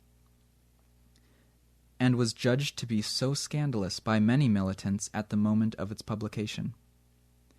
To the point that, since the summer of 2016, every time an assembly begins to turn in circles, and nothing is said beyond a rambling succession of leftist monologues, there's almost always someone who will shout, "No, please, not Nuit debout." This is the huge credit that must be granted Nuit debout. It made the misery of assemblyism not just a theoretical certainty, but a shared experience. But in the fantasy of the assembly and decision-making, there is clearly something that escapes any argument. This has to do with the fact that the fantasy is implanted deeply in life, and not at the surface of political convictions. At bottom, the problem of political decision-making only redoubles and displaces to a collective scale what is already an illusion in the individual, the belief that our actions, our thoughts, our gestures, our words, and our behaviors result from decisions emanating from a central, conscious, and sovereign entity, the self. The fantasy of the sovereignty of the assembly only repeats on the collective plane the sovereignty of the self. When one knows all that monarchy owes to the development of the notion of sovereignty, one is sometimes led to wonder if the myth of the self is not simply the theory of the subject that royalty imposed wherever it prevailed in practice. Can you say that again? Yeah. When one knows all that monarchy owes to the development of the notion of sovereignty, one is sometimes led to wonder if the myth of the self is not simply a theory of the subject that royalty imposed wherever it prevailed in practice. Indeed, for the king, to be able to rule from his throne in the middle of the country, the self must be enthroned in the middle of the world. One better understands, therefore, where the unbelievable narcissism of the General Assemblies of Nuit debout comes from. It's the thing, moreover, that's ended up killing them, by making them the site, in speech after speech, of repeated outbursts of individual narcissism, which is to say, outbursts of powerlessness. From terrorist attacks to the German wing crash, people have forgotten that the first French mass killer of the new century, Richard Dern, at Nanterre in 2002, was a man literally disgusted with politics. He had passed through the Socialist Party before joining the Greens. He was an activist with the Human Rights League. He had made the Genoa alter globalization switch in July of 2011. In the end, he had taken a Glock and, on March 27, 2002, opened fire on the Municipal Council of Nanterre, killing 8 elected officials and wounding 19 others. In his private journal, he wrote, "I'm tired of always having in my head the sentence that keeps repeating. I haven't lived. I haven't lived at all at the age of 30. Why continue to pretend to live? I can only feel myself living for a few moments by killing." Dylan Klebold, one of the 2 conspirators of Columbine High School, confided to his notebooks, "The meek are trampled on, the assholes prevail, the gods are deceiving. Farther and farther distant, that's what's happening. Me and everything that zombies consider real, just images, not life. The zombies and their society band together and try to destroy what is superior and what they don't understand and what they are afraid of. There you have some people who clearly took revenge instead of continuing to stew in their resentment. They dealt death and destruction because they didn't see life anywhere. A point has been reached where it's become impossible to maintain that the existential pertains to private life. Every new attack reminds us the existential has a power of political eruption. This is the big lie, and the great disaster of politics, to place politics on one side and life on the other. On one side, what is said but isn't real, and on the other, what is lived but can no longer be said. There are the speeches of the Prime Minister and, for a century now, the barbed satire of the canard in chain. There are the tirades of the great militant, and there's the way he treats his fellow human beings, with whom he allows himself to conduct himself all the more miserably as he takes himself to be politically irreproachable. There's the sphere of the sayable and the voiceless, orphaned, mutilated life. And that takes to crying out because it no longer serves any purpose to speak.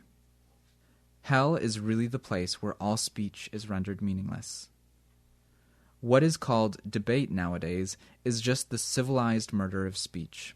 Official politics has become so manifestly a repugnant sphere of deception that the only events still happening in that sphere reduce down to a paradoxical expression of the hatred of politics.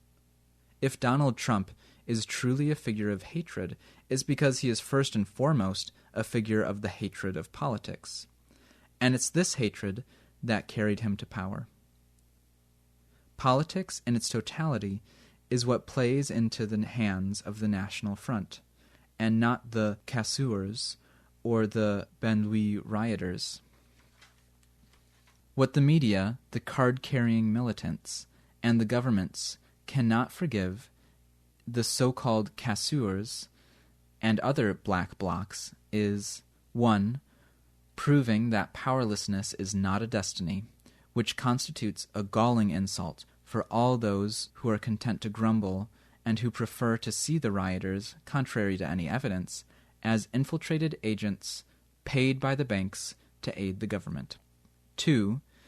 Showing that one can act politically without doing politics, at any point in life, and at the price of a little courage. What the casseurs demonstrate by their actions is that acting politically is not a question of discourse, but of gestures. And they attest this down to the words they spray paint on the walls of the cities. Politique should never have become a noun. It should have remained an adjective, an attribute, not a substance.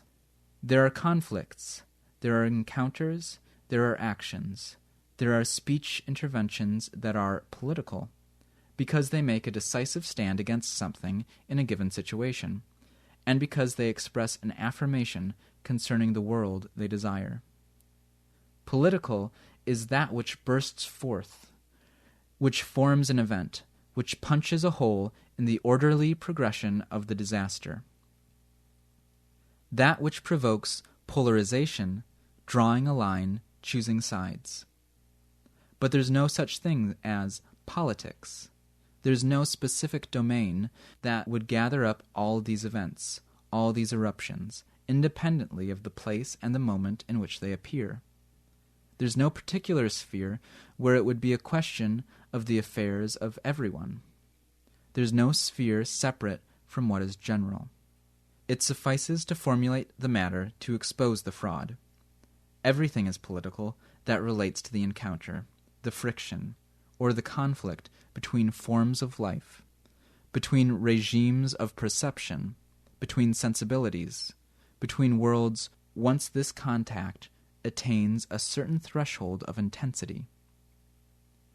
The crossing of this threshold is signaled immediately by its effects.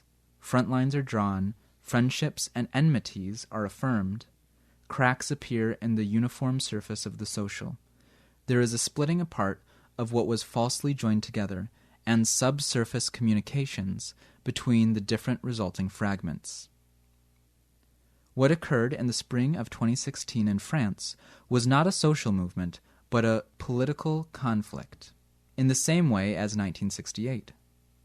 This is shown by its effects, by the irreversibilities that it produced, by the lives that it caused to take a different path, by the desertions it determined, by the shared sensibility that is being affirmed, since then, in a part of the youth and beyond.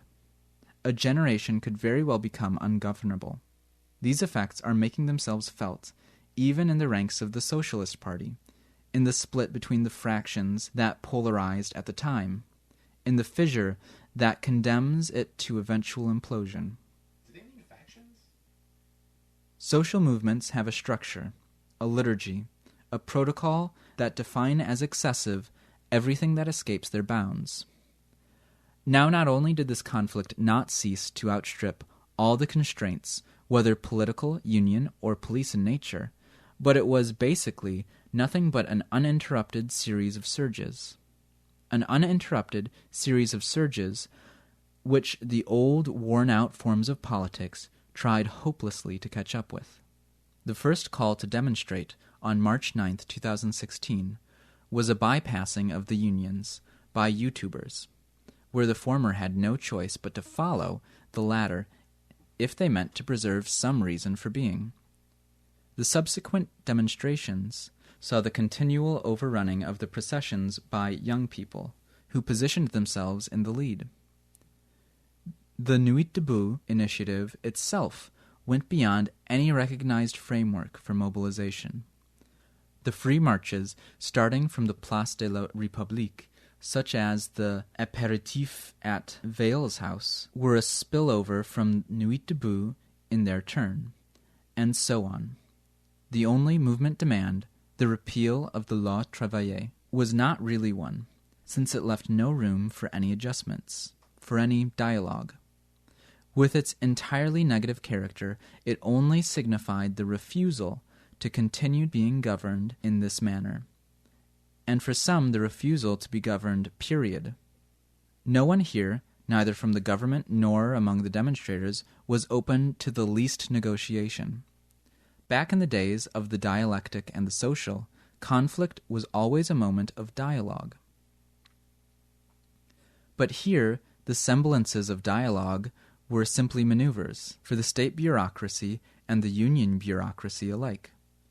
It was a matter of marginalizing the party that was eternally absent from all the negotiating tables, the party of the street, which this time was the whole enchilada. It was a frontal shock between two forces, government against demonstrators, between two worlds and two ideas of the world. A world of profiteers presided over by a few profiteers-in-chief, and a world made up of many worlds, where one can breathe and dance and live. Right at the outset, the slogan, "The world or nothing," expressed what was at issue in reality. The Loi Travaillée never formed the terrain of struggle, but rather its detonator. There could never be any final reconciliation. There could only be a provisional winner and a loser bent on revenge.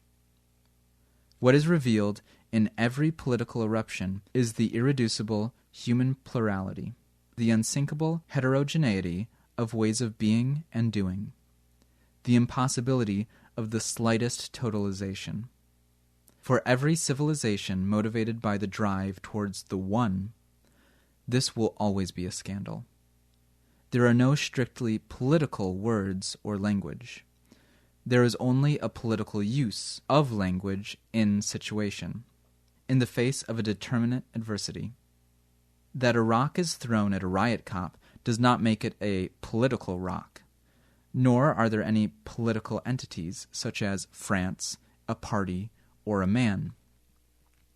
What is political about them is the inner conflictuality that troubles them. It's the tension between the antagonistic components that constitute them, at the moment when the beautiful image of their unity breaks into pieces. We need to abandon the idea that there is politics only where there is vision, program, project, and perspective, where there is a goal, decisions to be made, and problems to be solved. What is truly political is only what emerges from life, and what makes it a definite, oriented reality. And it is born from what is nearby, and not from a projection towards the far distant. The nearby doesn't mean the restricted, the limited, the narrow, the local. It means rather what is in tune, vibrant, adequate, present, sensible, luminous, and familiar. The prehensible and the comprehensible. It's not a spatial notion, but an ethical one. Geographic distance is unable to remove us from that which we feel to be near. Conversely, being neighbors doesn't always make us close. It's only from contact that the friend and the enemy are discovered. A political situation does not result from a decision, but from the shock or the meeting between several decisions. Whoever starts from the nearby doesn't forego what is distant, they simply give themselves a chance to get there. For it's always from the here and now that the far away is given. It's always here that the distant touches us, and that we care about it. And this holds true in spite of the estrangement power of images, cybernetics, and the social. A real political force can be constructed only from near to near, from moment to moment, and not through a mere statement of purposes. Besides, determining ends is still a means. One uses means only in a situation. Even a marathon is always run step by step. This way of situating what is political in the nearby, which is not the domestic, is the most precious contribution of a certain autonomous feminism. In its time, it threw the ideology of entire leftist parties, armed ones, into a crisis. The fact that feminists subsequently contributed to redistancing the nearby, the everyday, by ideologizing it, by politicizing it externally, discursively, constitutes the part of the feminist legacy that one can very well decline to accept. And to be sure, everything in this world is designed to distract us from what is there, very close. The everyday is predisposed to be the place which a certain stiffness would like to preserve from conflicts and affects that are too intense. It's precisely that very cowardice that lets everything slide and ends up making the everyday so sticky and our relations so viscous. If we were more serene, more sure of ourselves, if we had less fear of conflict and of the disruption an encounter might bring, their consequences would likely be less disagreeable, and perhaps not disagreeable at all.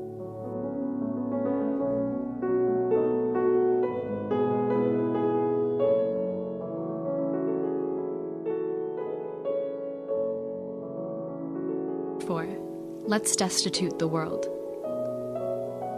Even though 80% of French people declared that they no longer expect anything from the politicians, the same 80% have confidence in the state and its institutions. No scandal, no evidence, no personal experience manages to make a dent in the respect owed to the institutional framework in this country. It's always the men who embody it who are to blame. There have been blunders, abuses, extraordinary breakdowns. The institutions, similar to ideology in this respect, are sheltered from the contradiction of facts, however recurrent. It was enough for the National Front to promise to restore the institutions to become reassuring instead of troubling. There's nothing surprising in that. The real has something intrinsically chaotic about it that humans need to stabilize by imposing a legibility, and thereby a foreseeability, on it. And what every institution provides is precisely a stationary legibility of the real, an ultimate stabilization of phenomena. If the institution suits us so well, it's because the sort of legibility it guarantees saves us above all, each one of us, from affirming anything whatsoever, from risking our singular reading of life and of things, from producing together an intelligibility of the world that is properly ours and shared in common. The problem is that choosing not to do that is the same as choosing not to exist. It's to resign from life. In reality, what we need are not institutions, but forms. It so happens, in fact, that life, whether biological, singular, or collective, is precisely a continual creation of forms. It suffices to perceive them, to accept allowing them to arise, to make a place for them and accompany their metamorphosis. A habit is a form. A thought is a form. A friendship is a form. A work is a form. A profession is a form. Everything that lives is only forms and interactions of forms. Except that, voila, we are in France, the country where even the revolution has become an institution, and which has exported that ambivalence to the four corners of the world. There is a specifically French love of the institution that must be dealt with if we wish to talk again about revolution one day, if not make one. Here, the most libertarian of the psychotherapies has seen fit to label itself institutional. The most critical of the sociologies has given itself the name institutional analysis. If the principle comes to us from ancient Rome, the affect that accompanies it is clearly Christian in origin. The French passion for the institution is a flagrant symptom of the lasting Christian impregnation of a country that believes itself to be delivered from that. All the more lasting, moreover, as it believes itself to be delivered. We should never forget that the first modern thinker of the institution was that lunatic Calvin, that model of all the despisers of life, and that he was born in Picardy. The French passion for the institution comes from a properly Christian distrust towards life. The great malice of the institution idea is in its claiming to free us from the rule of the passions, from the uncontrollable hazards of existence, that it would be a transcendence of the passions when it is actually just one of them, and assuredly one of the most morbid. The institution claims to be a remedy against men, none of whom can be trusted, whether the people or the leader, the neighbor or the brother or the stranger. What governs it is always the same idiocy of sinful humanity, subject to desire, selfishness, and lust, and who must keep from loving anything whatsoever in this world and from giving in to their inclinations, which are all uniformly vicious. It's not his fault if an economist like Frederick Lorden can't picture a revolution that is not a new institution. Because all economic science, and not just its institutional current, has its basis finally in the lessons of St. Augustine.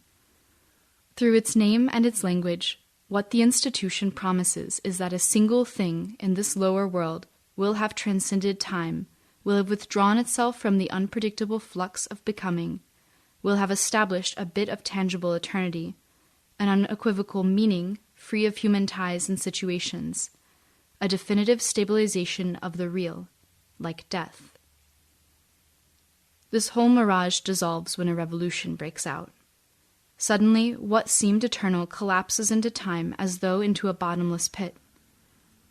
What seemed to plunge its roots into the human heart turns out to have been nothing but a fable for dupes. The palaces are vacated, and one discovers in the prince's abandoned jumble of papers that he no longer believed in it at all, if he ever had. For behind the facade of the institution, what goes on is always something other than it claims to be. It's precisely what the institution claimed to have delivered the world from. The very human comedy of the coexistence of networks of loyalties, of clans, interests, lineages, dynasties even. A logic of fierce struggles for territories, resources, miserable titles, influence. Stories of sexual conquest and pure folly, of old friendships and rekindled hatreds. Every institution is, in its very regularity, the result of an intense bricolage, and, as an institution, of a denial of that bricolage.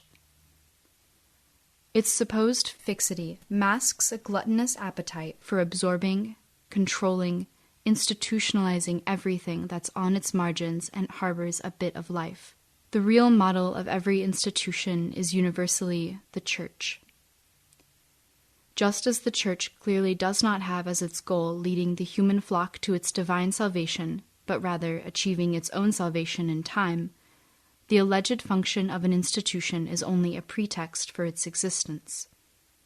In every institution, the legend of the Grand Inquisitor is reenacted year after year. Its true purpose is to persist. No need to specify how many souls and bodies must be ground down in order to secure this result, and even within its own hierarchy. One doesn't become a leader without being basically the most ground down, the king of the ground down. Reducing delinquency and defending society are only the pretext of the carceral institution. If, during the centuries it has existed, it has never succeeded at these things, on the contrary, this is because its purpose is different. It is to go on existing and growing if possible, which means tending to the breeding ground of delinquency and managing the illegalities. The purpose of the medical institution is not to care for people's health, but to produce the patients that justify its existence and a corresponding definition of health. Nothing new on this subject since Ivan Illich and his medical nemesis. It's not the failure of the health institutions that we are now living in a world that is toxic through and through and that makes everyone sick. On the contrary, we've seen their triumph. Quite often, the apparent failure of the institutions is their real function.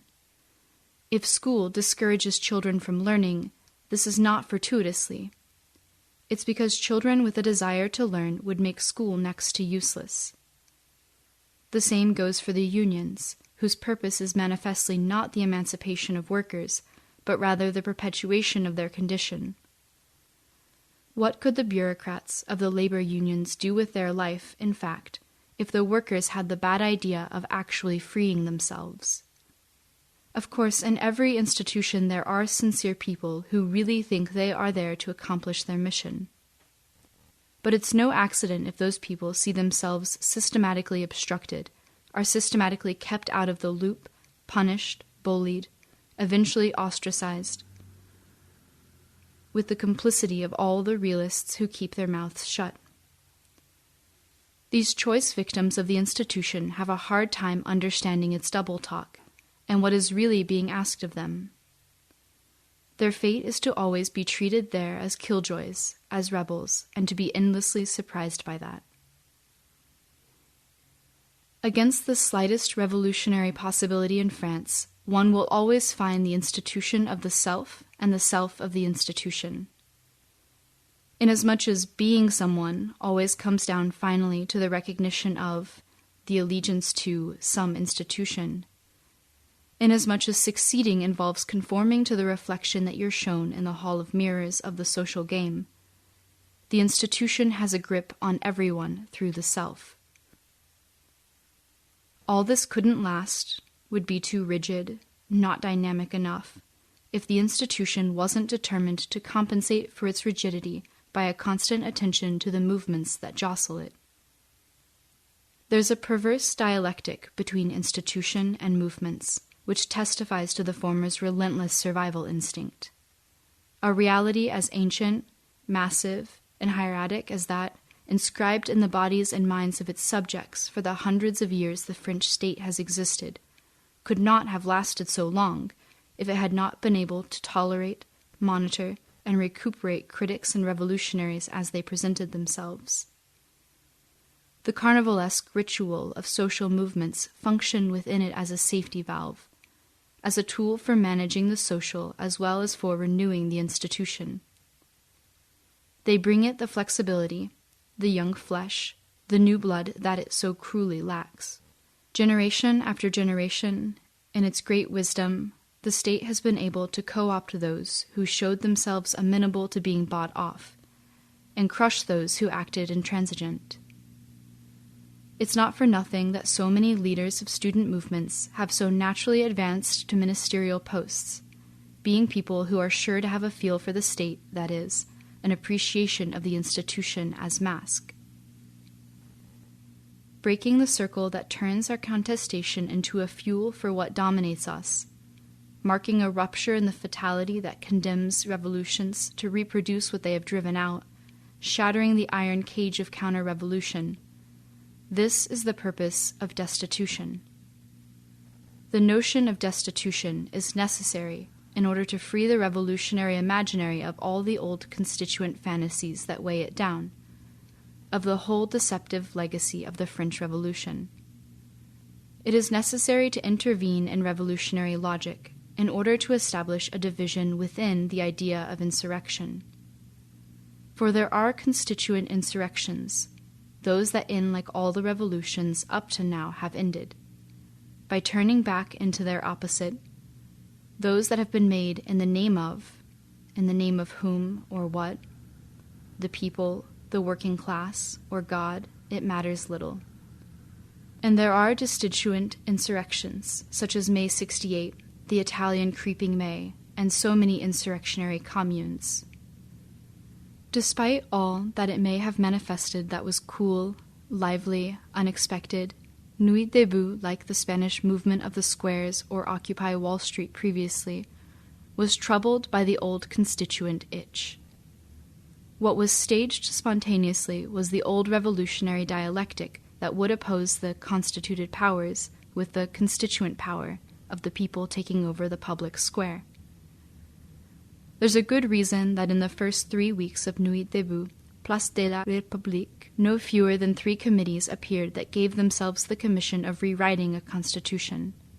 What was reenacted there was the old debate that's been performed to a full house in France since 1792. And it seems there's no getting enough of it. It's a national sport.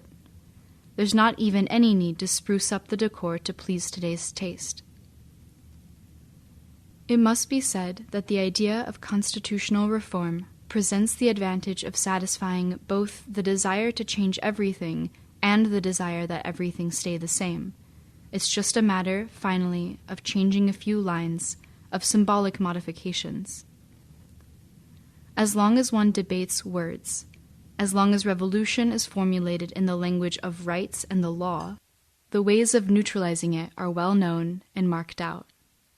When sincere Marxists proclaim in a union leaflet, "We are the real power," it's still the same constituent fiction that is operating and that distances us from strategic thinking. The revolutionary aura of this old logic is such that, in its name, the worst mystifications manage to pose as self-evident truths. To speak of constituent power is to speak of democracy. It's with this risible lie that Tony Negri begins his book on the subject, and he's not the only one to trumpet these kinds of inanities that defy good sense. It's enough to have opened the pages of Constitutional Theory by Carl Schmitt, who can't exactly be counted among the good friends of democracy, to realize the contrary. The fiction of constituent power suits monarchy as well as it suits dictatorship. Doesn't that pretty presidential slogan, "In the name of the people," say anything to anybody? It's regrettable to have to point out that Abbé Sieyès, inventor of the disastrous distinction between constituent power and constituted power, that brilliant sleight of hand, was never a Democrat. This is what he said in his famous speech of September 7th, 1789. "The citizens who appoint representatives refrain and must refrain from making the law themselves. They do not have any particular will to impose. If they dictated wills, France would no longer be this representative state. It would be a democratic state. The people, I repeat, in a country that is not a democracy, and France cannot be one, the people cannot speak, cannot act, except through its representatives." If to speak of constituent power is not necessarily to speak of democracy, both these notions do, however, always lead revolutions into a cul-de-sac.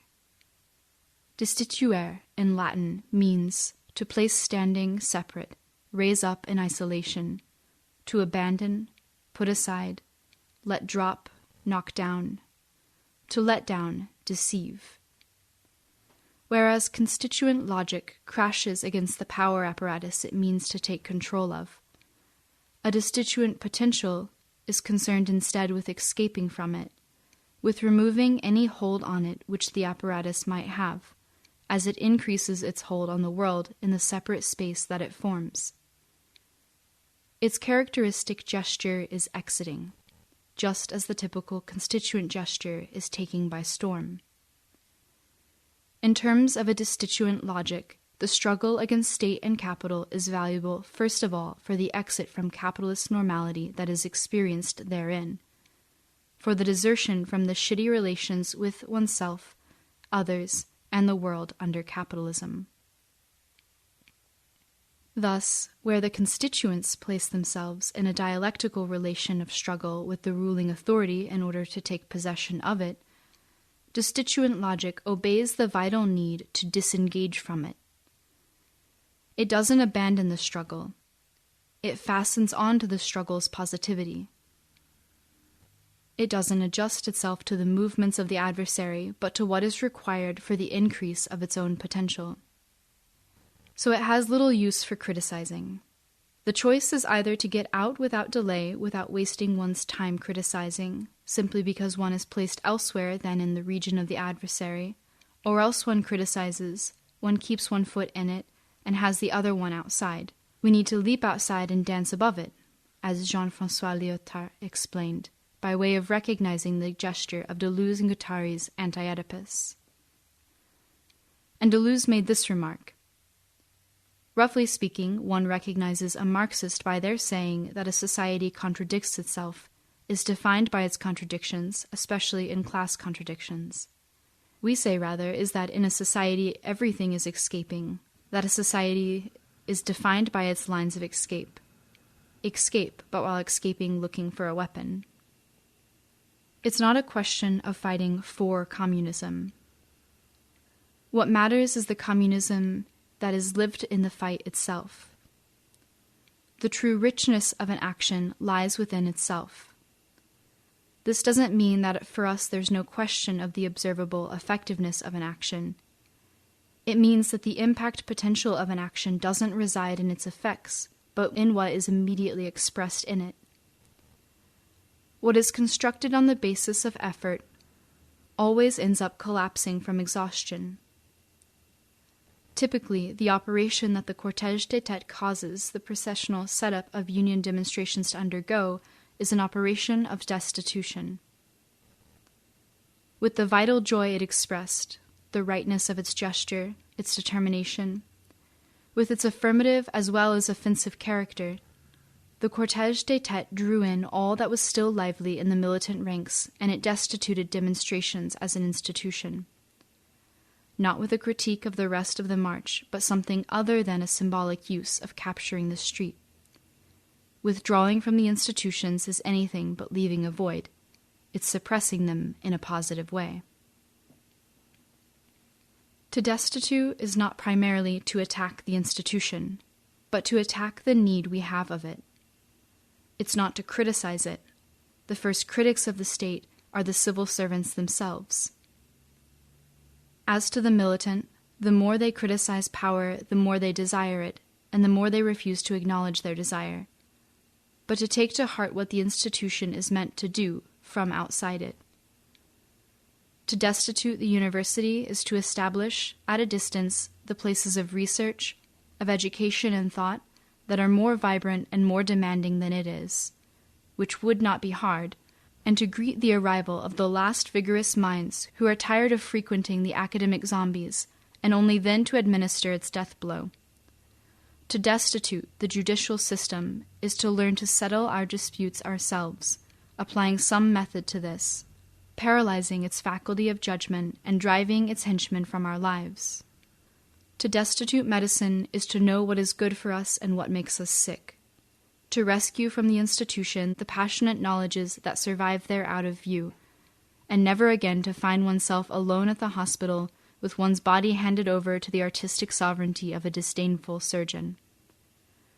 To destitute the government is to make ourselves ungovernable. Who said anything about winning? Overcoming is everything. The destituent gesture does not oppose the institution. It doesn't even mount a frontal fight. It neutralizes it, empties it of its substance, then steps to the side and watches it expire. It reduces it down to the incoherent ensemble of its practices and makes decisions about them. A good example of this is the way in which the party, then in power, the Socialist Party, was led in the summer of 2016 to cancel its Université Annuelle, the party's summer school in Nantes. What was constituted in June within the assembly called attack, à l'abordage, did something the cortège des têtes couldn't do during the whole spring conflict. It got the heterogeneous components of the struggle to meet and organize together beyond a movement time frame. Unionists, nuit debutists, university students, Zodists, high school students, retirees, community volunteers, and other artists began to put together a well-deserved welcoming committee for the Socialist Party. For the government, the risks were great that the little destituent potential that had spoiled life for it throughout the spring would be reborn at a higher degree of organization. The convergent efforts of the confederations, the police, and the vacations to bury the conflict would have all been for nothing. So the Socialist Party withdrew and abandoned the idea of doing battle, faced with the threat posed by the very positivity of the bonds formed in the attack assembly, and the determination emanating from them. In exactly the same way, it's the potential of the connections that are formed around the Zod that protects it, and not its military strength. The finest destituent victories are often those where the battle simply never takes place. Fernand Delaney says, "In order to fight against language and the institution, the right phrase is perhaps not to fight against, but to take the most distance possible, even if this means signaling one's position. Why would we go and press ourselves against the wall? Our project is not to take and hold the square." Delaney was clearly being what Tony Negri cannot abide, a destituent. But observing what happens when a constituent logic of combining social movements with a party aiming to take power, it does look like destitution is the way to go. Thus we saw, in the last few years, Syriza, that political party issuing from the movement of the squares, becoming the best relay for the austerity policies of the European Union. As for Podemos, everyone no doubt can appreciate the radical novelty of the quarrels for its control, which pitted its number 1 against its number 2. And how could one forget the touching speech of Pablo Iglesias during the legislative campaign of 2016? "We are the political force of law and order. We are proud of saying our country. Because our country has institutions that enable children to go to the theater and to school, that is why we are defenders of the institutions, defenders of the law, because the poor only have the law and their rights." Or this instructive tirade of March 2015 in Andalusia. "I'd like to pay a tribute. Long live our democratic servicemen. Long live the Guardia Civil, those policemen who put handcuffs on the corrupt." The latest deplorable political intrigues that now make up the life of Podemos moved certain of its members to make this bitter observation. They wanted to take power, and it is power that has taken them. As for the citizens' movements that decided to squat power by taking possession of the Barcelona mayor's office, they've confided to their former friends of the squats something they still can't declare in public.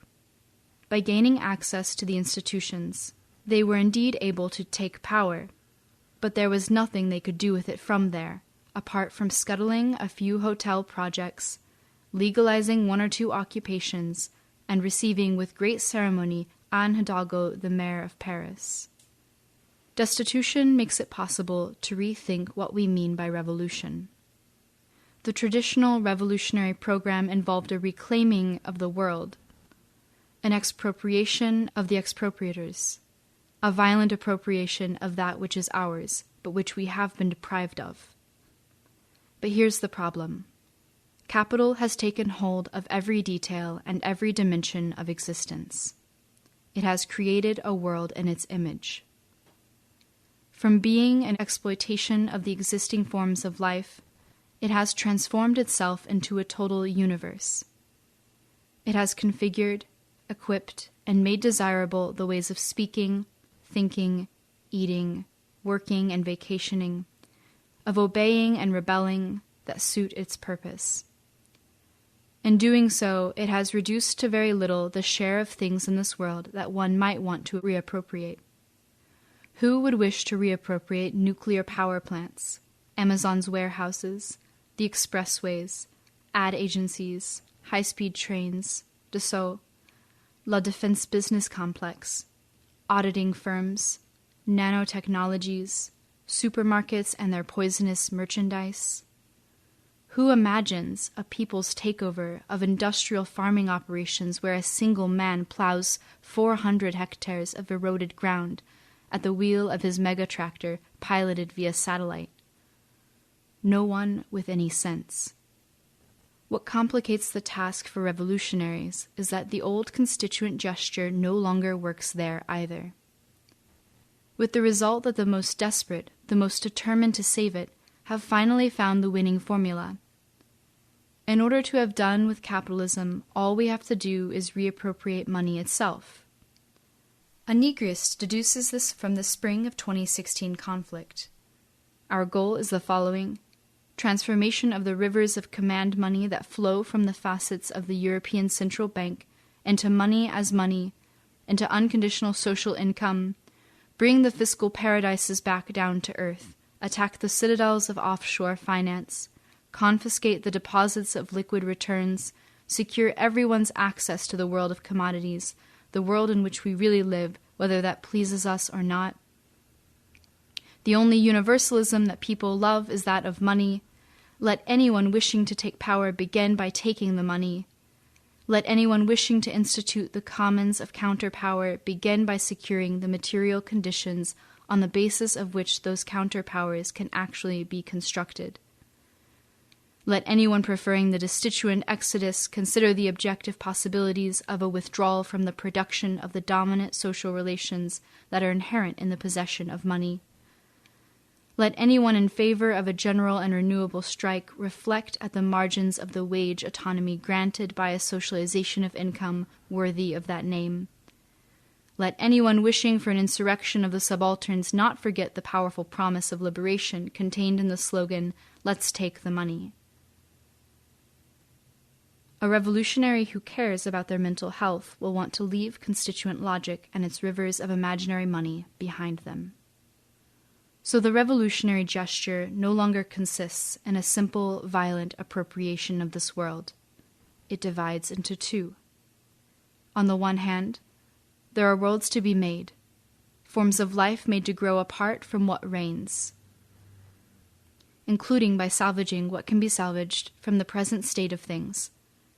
And on the other, there is the imperative to attack, to simply destroy the world of capital. A two-pronged gesture that divides again. It's clear that the worlds one constructs can maintain their apartness from capital only together with the fact of attacking it and conspiring against it.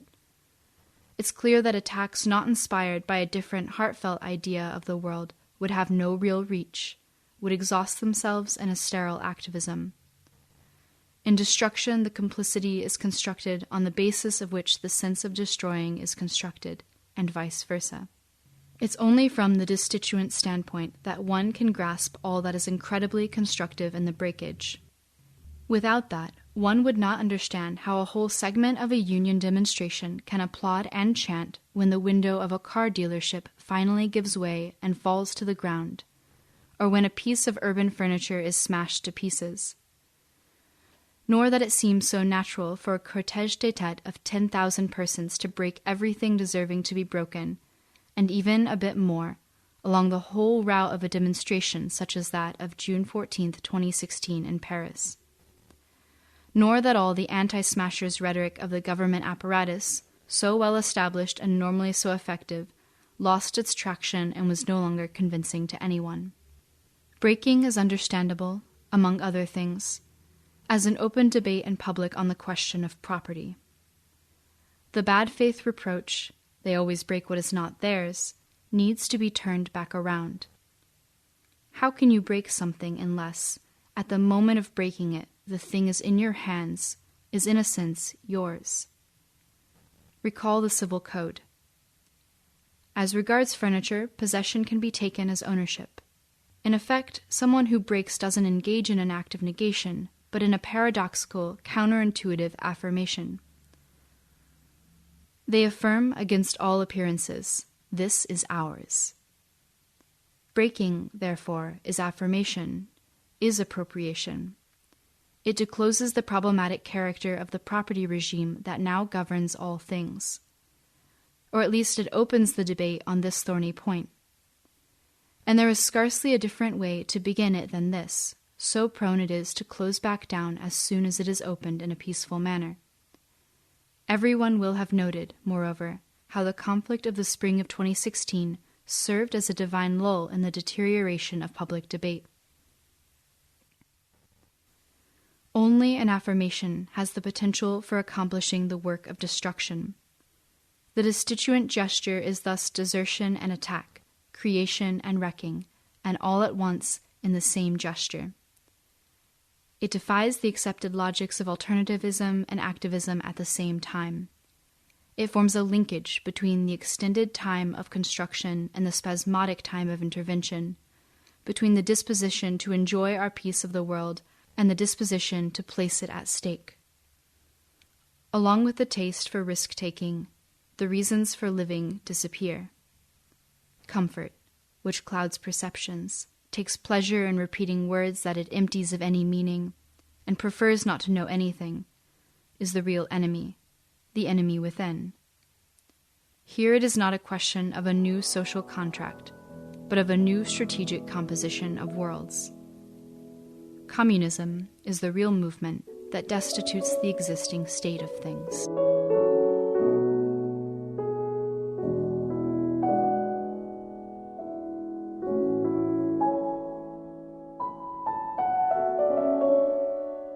Chapter 5.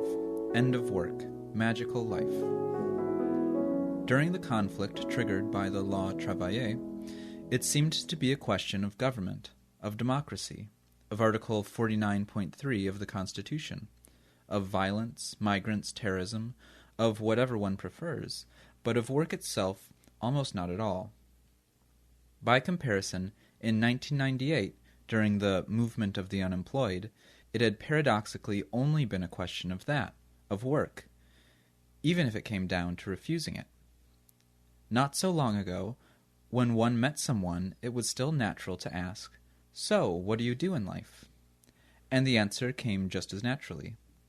One still managed to say what position one held in the general organization of production.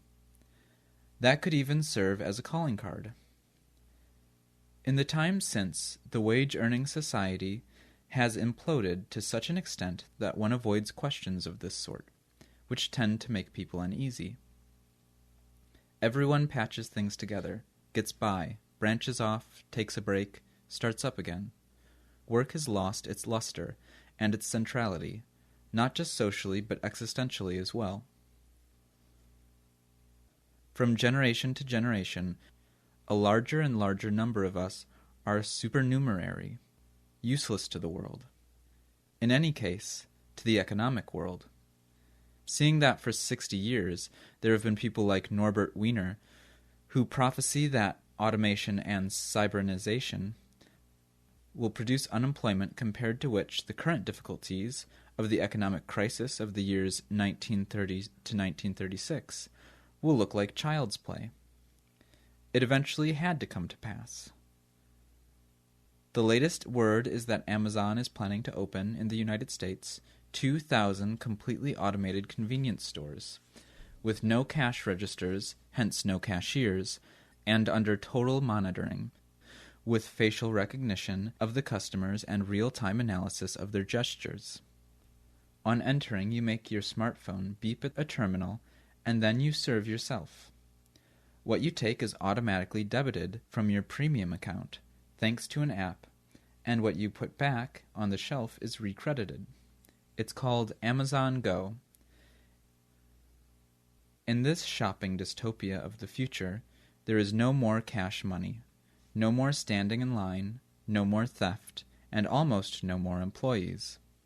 It's predicted that this new model, if implemented, will turn the whole business of distribution, the greatest provider of jobs in the U.S., upside down. Eventually, 3/4 of the jobs would disappear in the sector of convenience stores.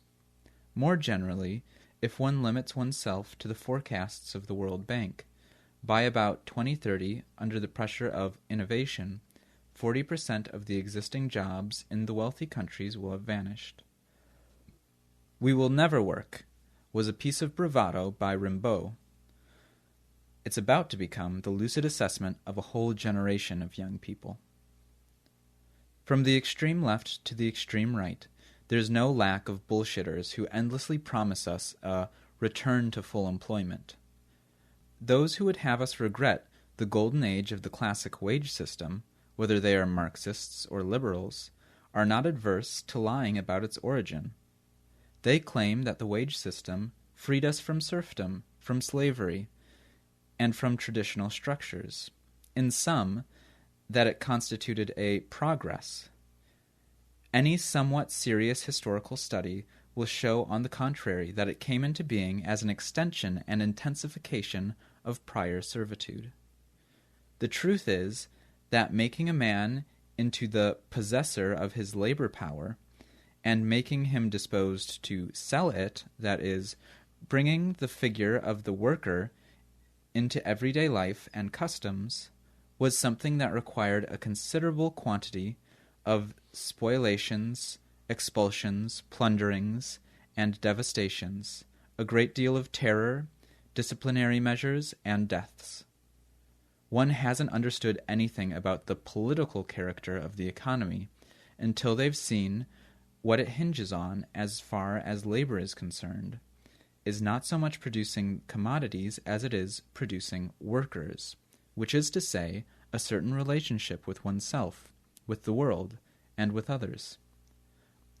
Waged labor was the form by which a certain order was maintained.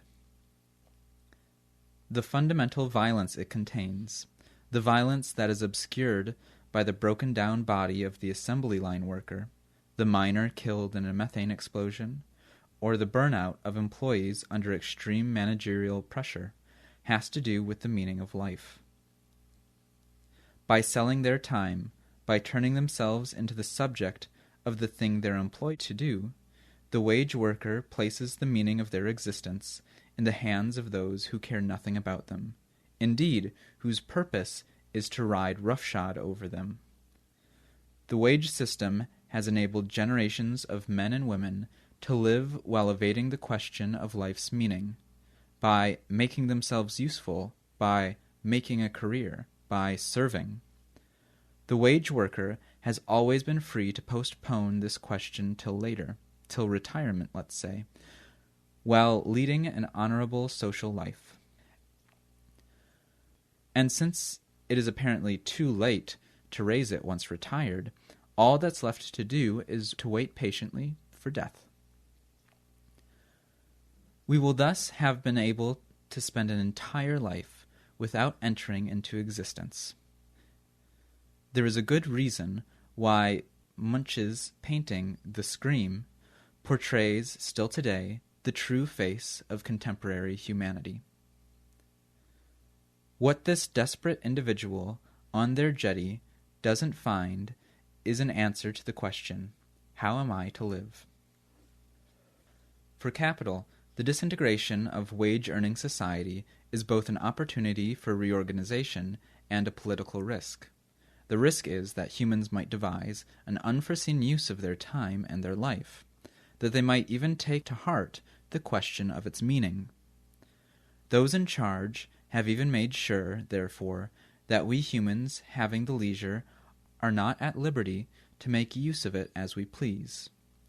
It's as if we needed to work more as consumers in proportion as we work less as producers. As if consumption no longer signified a satisfaction, but rather a social obligation. Moreover, the technological equipment of leisure increasingly resembles that of labor. While in our fooling around on the internet, all our clicks produce the data that the GAFA resell. Work is tricked out with all the enticements of gaming by introducing scores, levels, bonuses, and other infantilizing caveats.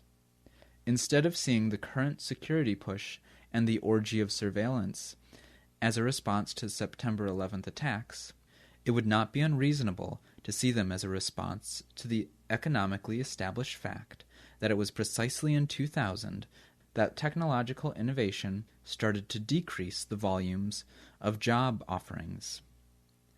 It's now necessary to be able to monitor en masse, all our activities, all our communications, all our gestures, to place cameras and sensors everywhere, because wage-earning discipline no longer suffices for controlling the population. It's only to a population totally under control that one can dream of offering universal basic income. But that's not the main thing. It's necessary, above all, to maintain the reign of the economy beyond the extinction of the wage system. This has to do with the fact that if there is less and less work, everything is all the more mediated by money, be it in very small amounts. Given the absence of work, the need to earn money in order to survive must be maintained. Even if a universal basic income is established one day, as so many liberal economists recommend, its amount would need to be large enough to keep a person from dying of hunger, but utterly insufficient to live on, even frugally.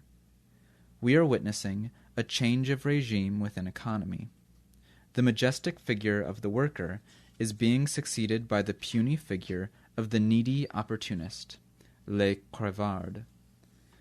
Because if money and control are to infiltrate everywhere, it's necessary for money to be lacking everywhere. Henceforth, everything must be an occasion for generating a little money, a little value, for earning a little cash. The present technological offensive should also be understood as a way to occupy and valorize those who can no longer be exploited through waged labor.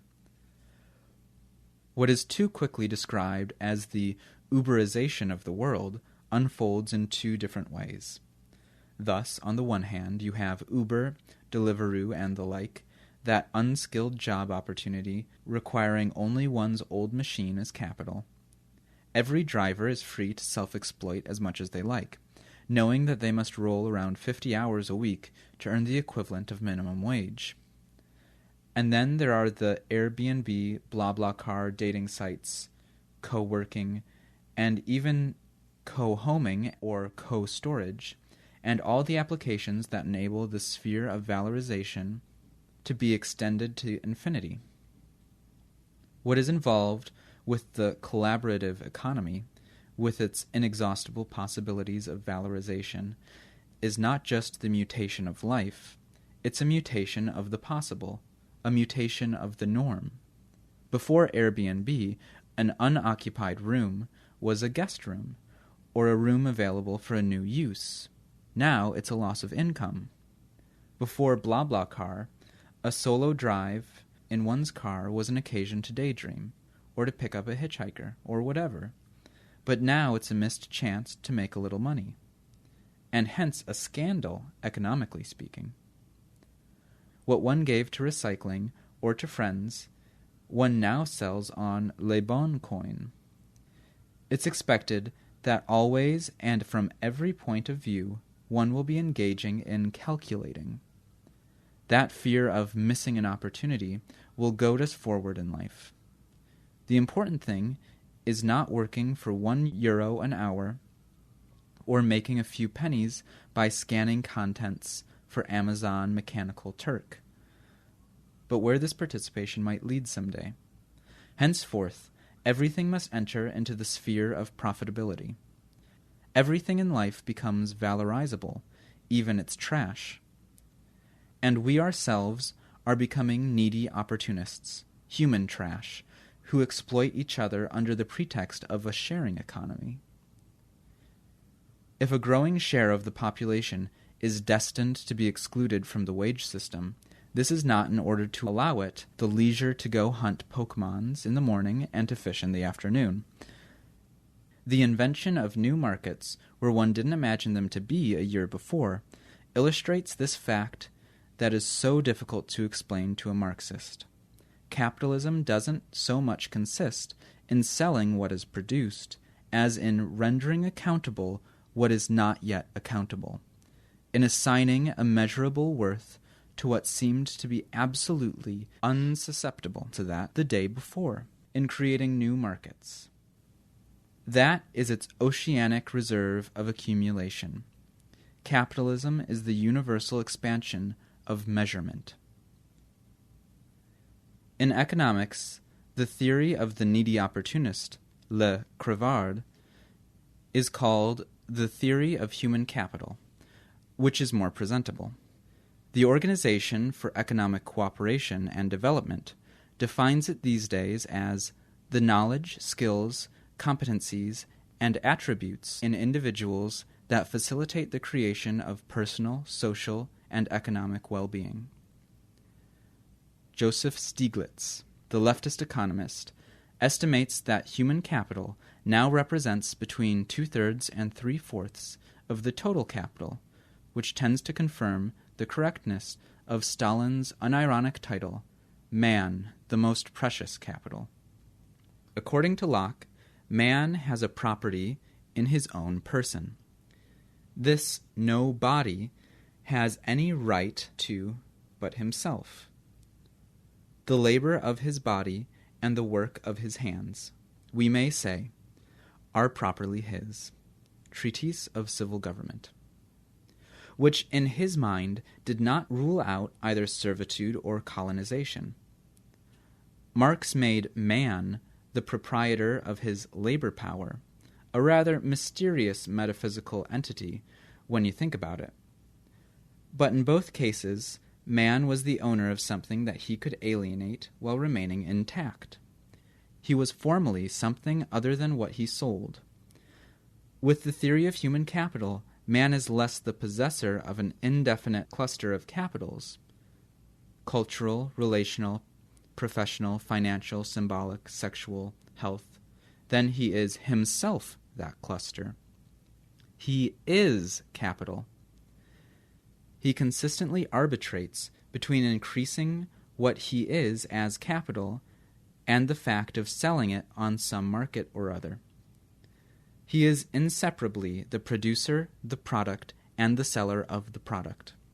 Football players, actors, stars, and popular YouTubers are logically the heroes of an era of human capital. People whose value fully coincides with what they are.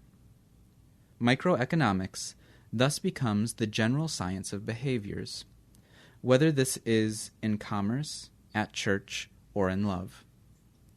Everybody becomes an enterprise guided by a constant concern with self-valorization, by a vital imperative of self-promotion. In essence, man becomes the optimizing creature, the needy opportunist.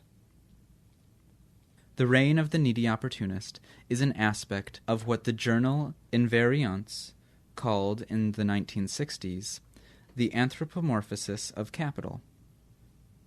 As capital realizes on the entire planet and in the whole life of every person the modes of total colonization of what exists that are designated by the terms real domination. The self as capital is the new form that value aims to assume after devalorization. Within each one of us, capital is summoning the life force to work. Casenero, Apocalypse et Revolution. This is the machination by which capital appropriates all the human attributes, and by which humans make themselves into the neutral support of capitalist valorization. Capital no longer just determines the forms of cities, the content of work and leisure, the imaginary of the crowds, the language of real life and that of intimacy, the ways of being in fashion, the needs and their satisfaction. It also produces its own people.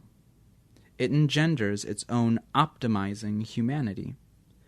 Here, all the old chestnuts about value theory take their place in the wax museum.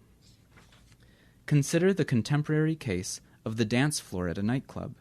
No one is there for the money, but to have fun. No one was forced to go there in the way one goes back to work. There is no apparent exploitation, no visible circulation of money between future partners who are still moving and grooving together. And yet everything going on there has to do with evaluation, valorization, self-valorization, individual preference, strategies, ideal matching of a supply and a demand, under constraint of optimization. In short, a neoclassical and human capital market. pure and simple. The logic of value now coincides with organized life. Economy as a relationship with the world has long surpassed economy as a sphere. The folly of evaluation obviously dominates every aspect of contemporary work, but it also rules as a mistress over everything that escapes that sphere. It determines even the solitary jogger's relationship with themselves. The jogger who, in order to improve their performances, needs to know them in detail.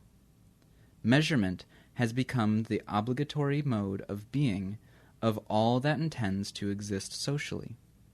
The social media outline very logically the future of total evaluation that we are promised.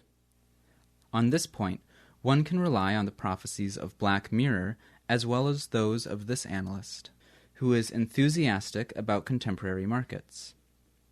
Imagine that tomorrow, with every little word posted on the web, for no matter what online babble, exchange, meeting, transaction, share, or behavior, you will need to consider the impact this might have on your reputation. Consider next that your reputation will no longer be a kind of immaterial emanation that certain people will be able to inquire about with your friends and professional partners, but an actual certificate of all-around ability established by complex algorithms based on the intersection of 1,001 pieces of information about you on the web. Data which are themselves cross-referenced with the reputations of the persons you have rubbed shoulders with. Welcome to an imminent future where your reputation will be concretely recorded as a universal file accessible to all, a relational, professional, commercial door opener, capable of allowing or preventing an opportunity for car sharing on Mobizin or Deways, a romantic meeting on Meetic or Attractive World, a sale on eBay or Amazon, and more. This time in the quite tangible world, a professional appointment, a real estate transaction, or a bank loan. Increasingly, our appearances on the web will constitute the foundation of our reputation. Furthermore, our social value will become a major indicator of our economic value. What is new in the current phase of capital is that it now has the technical means at its disposal for a generalized, real-time evaluation of every aspect of beings. The passion for rating and cross-rating has escaped the classrooms, the stock market, the supervisor's files, and invaded every area of life. If one accepts the paradoxical notion of use value as designating the very body of the commodity, its natural properties, an assemblage of multiple characteristics, marks, the field of value has been refined to the point that it manages to achieve a tight fit with that famous use value, places the characteristics of being and things. It conforms to bodies so closely that it coincides with them like a second skin. This is what an economist sociologist, Lucien Carpic, calls the economy of singularities. The value of things tends not to be distinguishable from their concrete existence. A French-Lebanese financier, Bernard Mourad, made this into a piece of fiction. Les actifs corporels, corporal assets. It may be useful to know that the author went from the Morgan Stanley Commercial Bank to the directorship of the Altice Media Group, Patrice Drahi's holding branch that controls Libération, L'Express, and I-24 News in particular, before becoming Emmanuel Macron's special advisor during his campaign. In the novel, he imagines the entry of a person into the stock market, a banker, obviously, with his psychoanalytic and professional profile and biological checkup in support. This story of the insertion of a society-come person into a market position in the context of a new individual economy was futuristic upon its publication in 2006. Currently, the Employer Federation, MEDEF, is proposing that a SIRET number, a business identification number, be assigned to every French citizen at their birth. The value of beings becomes the set of their individual characteristics, their health, their humor, their beauty, their know-how, their relations, their social skills, their imagination, their creativity, and so on. That's the theory and the reality of human capital. The value field has incorporated so many dimensions that it has become a complex space. It's become the whole ensemble of the socially sayable, legible, and visible. The value that was social in a formal sense has become social in a real sense. As money lost its impersonal, anonymous, indifferent character to become traceable, localized, personalized, currency came alive as well. The modern world, wrote Pedagogy, is not prostitutional through lust. It's quite incapable of that.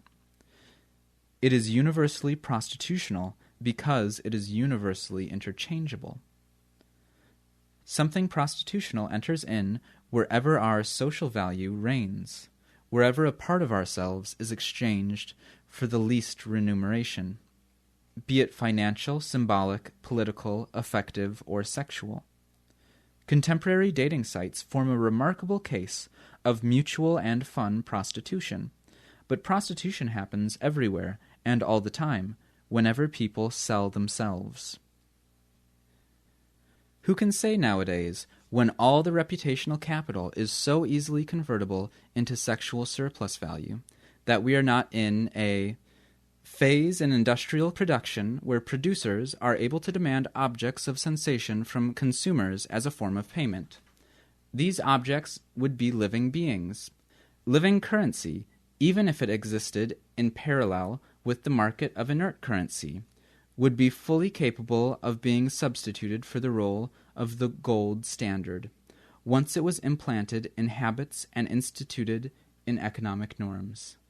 Pierre Klosowski, Living Currency. The giddiness associated with money derives from its nature as pure potential.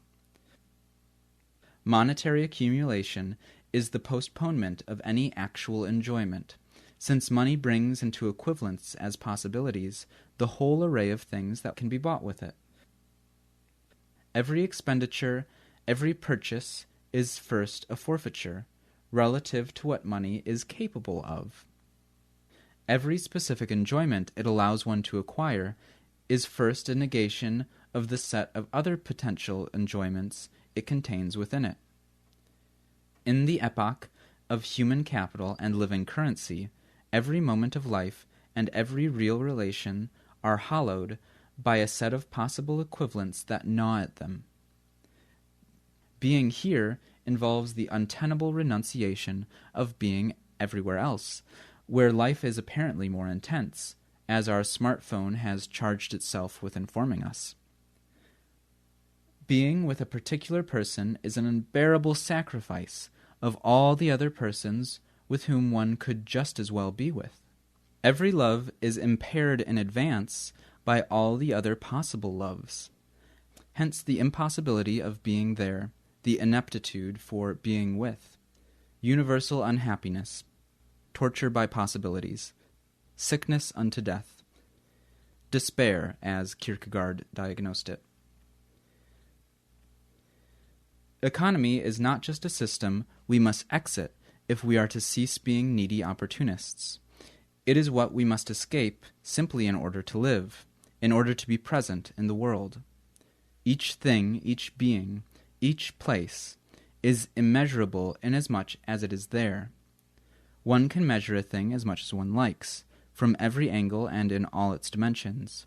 Its concrete existence is externally beyond all measure. Each being is irreducibly singular, if only from the fact of being here now. Ultimately, the real is incalculable, unmanageable. That is why it takes so many policing measures to preserve a semblance of order, uniformity, equivalence. The confusing reality of things is my everyday discovery. Each thing is what it is. It's hard to explain to anyone how much that pleases me, and how sufficient that is for me. It's enough to exist, to be complete. If I extend my arm, I reach exactly where my arm reaches, not even a centimeter farther. I touch there where I touch, not there where I think. I can only sit down where I am. And what is truly laughable is that we're always thinking of something else and roaming far from the body. Alberto Cairo. As its guiding principle, the economy makes us scurry about like rats, so that we're never there to uncover the secret of its usurpation, presence. To leave the economy is to bring out the plane of reality it covers over. Commodity exchange and all that it comprises in the way of harsh negotiation, mistrust, deceit, and wabu-wabu, as the Melanesians say, is not exclusively Western. In places where people know how to live, one only practices this type of relations with outsiders, people one is not connected with, who are distant enough so that a mix-up cannot develop into a general conflict. To pay, in Latin, comes from peccare, to satisfy, to calm. For example, by distributing money to soldiers so that they can buy themselves some salt, thus a wage, one pays in order to have peace. The whole vocabulary of economy is basically a vocabulary of avoided war. There is a link, a continuity between hostile relations and the provision of reciprocal prestations. Exchanges are peacefully resolved wars, and wars are the result of unsuccessful transactions. Levi Strauss. Economy's defect is to reduce all possible relationships to hostile relationships, every distance to foreignness. What it covers over in this way is the entire gamut, all the gradation, all the heterogeneity among the different existing and imaginable relations. Depending on the degree of proximity between beings, there is a commonality of goods, a sharing of certain things, exchange with an adjusted reciprocity, mercantile exchange, or the total absence of exchange. And every form of life has its language and its notions for expressing this multiplicity of regimes. Making the bastards pay is good warfare. When you love, you don't count the cost. Where money talks, words are worth nothing. Where words matter, money's worth nothing. Thus, exiting the economy is being able to clearly distinguish between the possible divisions and, from where one is, to deploy a whole art of distances. It's to push hostile relations and the sphere of money, accounting, measurement as far away as possible. It's to banish to the margins of life that which is presently the norm, its core, its essential condition. There's a boatload of people nowadays who are trying to escape the rule of the economy. They're becoming bakers instead of consultants. They're going on unemployment as soon as they can.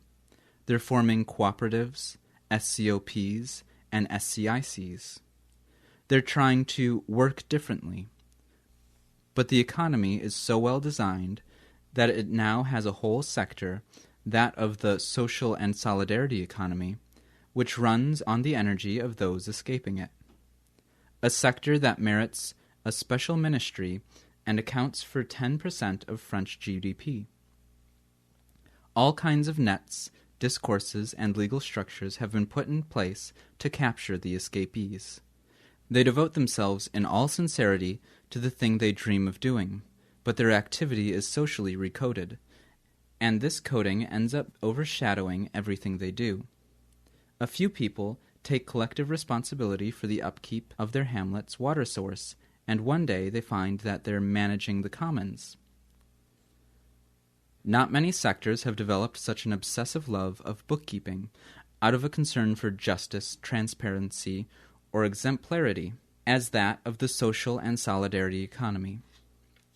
Any small to medium business is a bookkeeping bordello by comparison. However, we do have more than 150 years of experience of cooperatives telling us that they have never constituted the slightest threat to capitalism. Those that survive end up sooner or later becoming businesses like the others. There is no other economy. There's just another relationship with the economy. A relationship of distance and hostility, to be exact. The mistake of the social and solidarity economy is to believe in the structures it adopts.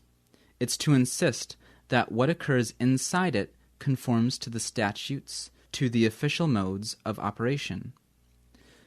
The only relationship one can have with the structures adopted is to use them as umbrellas for doing something altogether different than what the economy authorizes. So it is to be complicit in that use and distance. A commercial print shop tended by a friend will make its machines available on the weekends it is idle, and the paper will be paid for under the table so there's no record.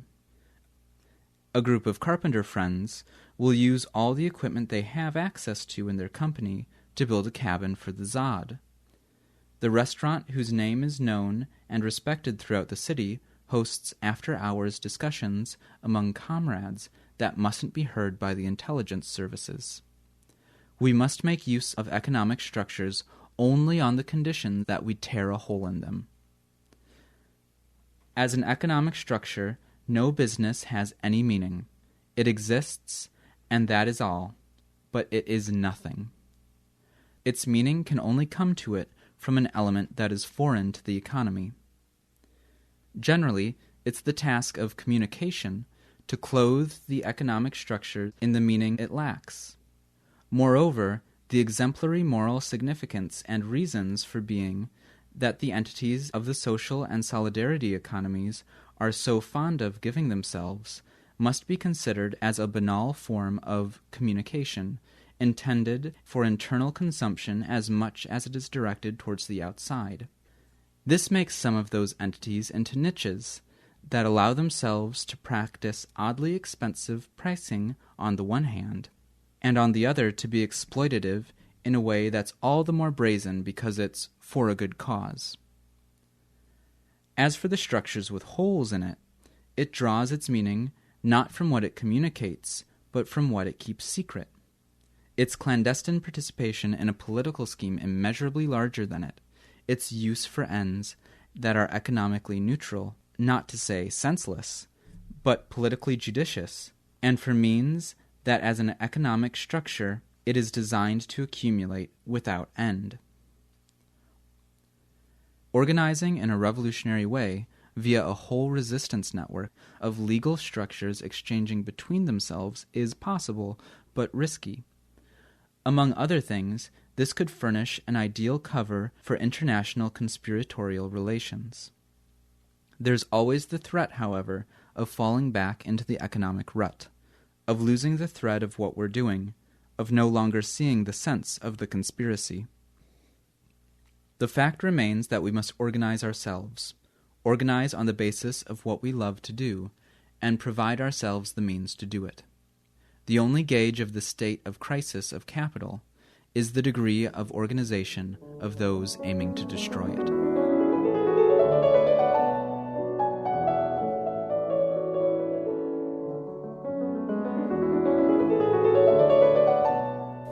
Chapter 6. Everyone Hates the Police. It resembles a physical law. The more the social order loses credit, the more it arms its police. The more the institutions withdraw, the more they advance in terms of surveillance. The less respect the authorities inspire, the more they seek to keep us respectful through force. And it's a vicious circle, because force never has anything respectable about it. So that to the growing debauchery of force there is an ever-diminishing effectiveness of the latter in response. Maintaining order is the main activity of an order that has already failed. One only has to go to the CAF, the Family Assistance Fund, to take stock of things that cannot last. When an agency as benign as that must surround itself with guards, ploys, and threats to defend itself from its clients, one realizes that a certain rationality has come to an end. When the orderliness of demonstrations can no longer be assured except by means of stingball grenades and kettlings, and the demonstrators are forced to flee the green lasers of the anti-crime brigade's LBD-40s targeting its future victims, this is an indication that society has already reached the stage of palliative treatment. When the calm of the banlieues comes at the cost of arming the CRS with automatic rifles, we know that a certain figure of the world has faded. It's never a good sign when a democratic regime takes up the habit of having its population fired upon. Since the time when politics started to be reduced, in every domain, to a vast police operation conducted day after day, it was inevitable that policing would become a political question. Let's go back a few months. After the declaration of the state of emergency, the Forfeiture of Nationality Bill, the Intelligence Act, the Macron Law, the killing of Remy Fraisse, the Competitiveness and Employment Tax Credit, and its millions offered to the bosses, the Loi Travail was meant to complete the ultimate demoralization of a left-leaning people, supposedly brought to the edge of the abyss. What the powers that be could not understand is that the loss of every hope also forms the precondition for pure revolt, the revolt that no longer seeks support in the thing it is negating and gets its warrant only from itself. What crystallized in the conflict against the Loi Travail was not the partial refusal of a disastrous reform, but the massive discrediting of the government apparatuses, including the union ones. It's not surprising that the banner of the French Spring, Soyons ingouvernables, rendered as Become Ungovernable, re-emerged in Washington in the protests against Donald Trump's inauguration. Since within the governmental apparatus, the police have the function of ensuring individual submission in the last instance, of producing the population, as a powerless and hence governable, depoliticized mass, it was logical that a conflict expressing the refusal to be governed would begin by laying into the police and would adopt the most popular slogan, "Everybody hates the police." Escaping its shepherd, the flock could not have found a better rallying cry. What is more unexpected is that this slogan, appearing in the demonstrations following the killing of Remy Fraisse at Civonne, eventually reached all the way to Bobigny after the police rape of Theo, as a slogan of young people there, thrown in the face of the uniformed brutes who were eyeing them from a raised metal passageway turned into a mirador. Tout le monde déteste la police expresses more than a simple animosity towards cops. Because for the first thinkers of sovereignty at the beginning of the 17th century, policing was nothing other than the constitution of the state, its very form, in fact. At the time, it was not yet an instrument in the hands of the latter, and there was not yet a police lieutenancy in Paris. So that during the 17th and 18th century, police still had a very broad meaning. Thus, la police was everything that can give an adornment, a form, and a splendor to the city, turquet des moyens, all the means that are useful to the splendor of the whole state and to the happiness of all the citizens, Hohenthal. Its role was said to be that of leading man to the most perfect felicity he can enjoy in this life, Delamere. Policing had to do with the cleanliness of the streets and the provisioning of markets, with public lighting and the confinement of vagabonds, with the fair price of grains and the clearing of canals, the healthiness of the urban environment and the arresting of bandits. Fouchen-Vidocq had not yet given it its modern popular face. If one wishes to understand what is at stake in this eminently political question of policing, it is necessary to grasp the conjuring trick operating between policing as a means and policing as an end. On the one hand, there is the ideal, legal, fictitious social order, policing as an end, And then there is its real order, or rather, its real disorder. The function of policing as a means is to make sure that the desired external order appears to reign. It ensures the order of things by using the weapons of disorder and reigns over the visible through its elusive activity. Its daily practices, kidnapping, beating, spying, stealing, forcing, deceiving, lying, killing, being armed, cover the whole register of illegality, so that its very existence never ceases being basically unavowable. Being proof that what is legal is not what is real, that order does not reign, that society doesn't cohere since it's not held together by its own powers. Policing is constantly pushed into the shadows, where it occupies one of the world's blind spots as far as thinking is concerned. For the ruling order, it's like a birthmark in the middle of the face. It is the persistent and constant expression of the state of exception, that which every sovereignty wishes it could hide, but which it is regularly forced to exhibit in order to make itself feared. If the state of exception is that momentary suspension of the law that makes it possible to re-establish the conditions for the rule of law, through the most arbitrary and bloody measures, the police in their daily operation are what remains of the state of exception when those conditions have been restored.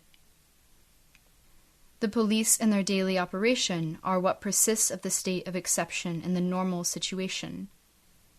This is why their sovereign operation is itself so concealed.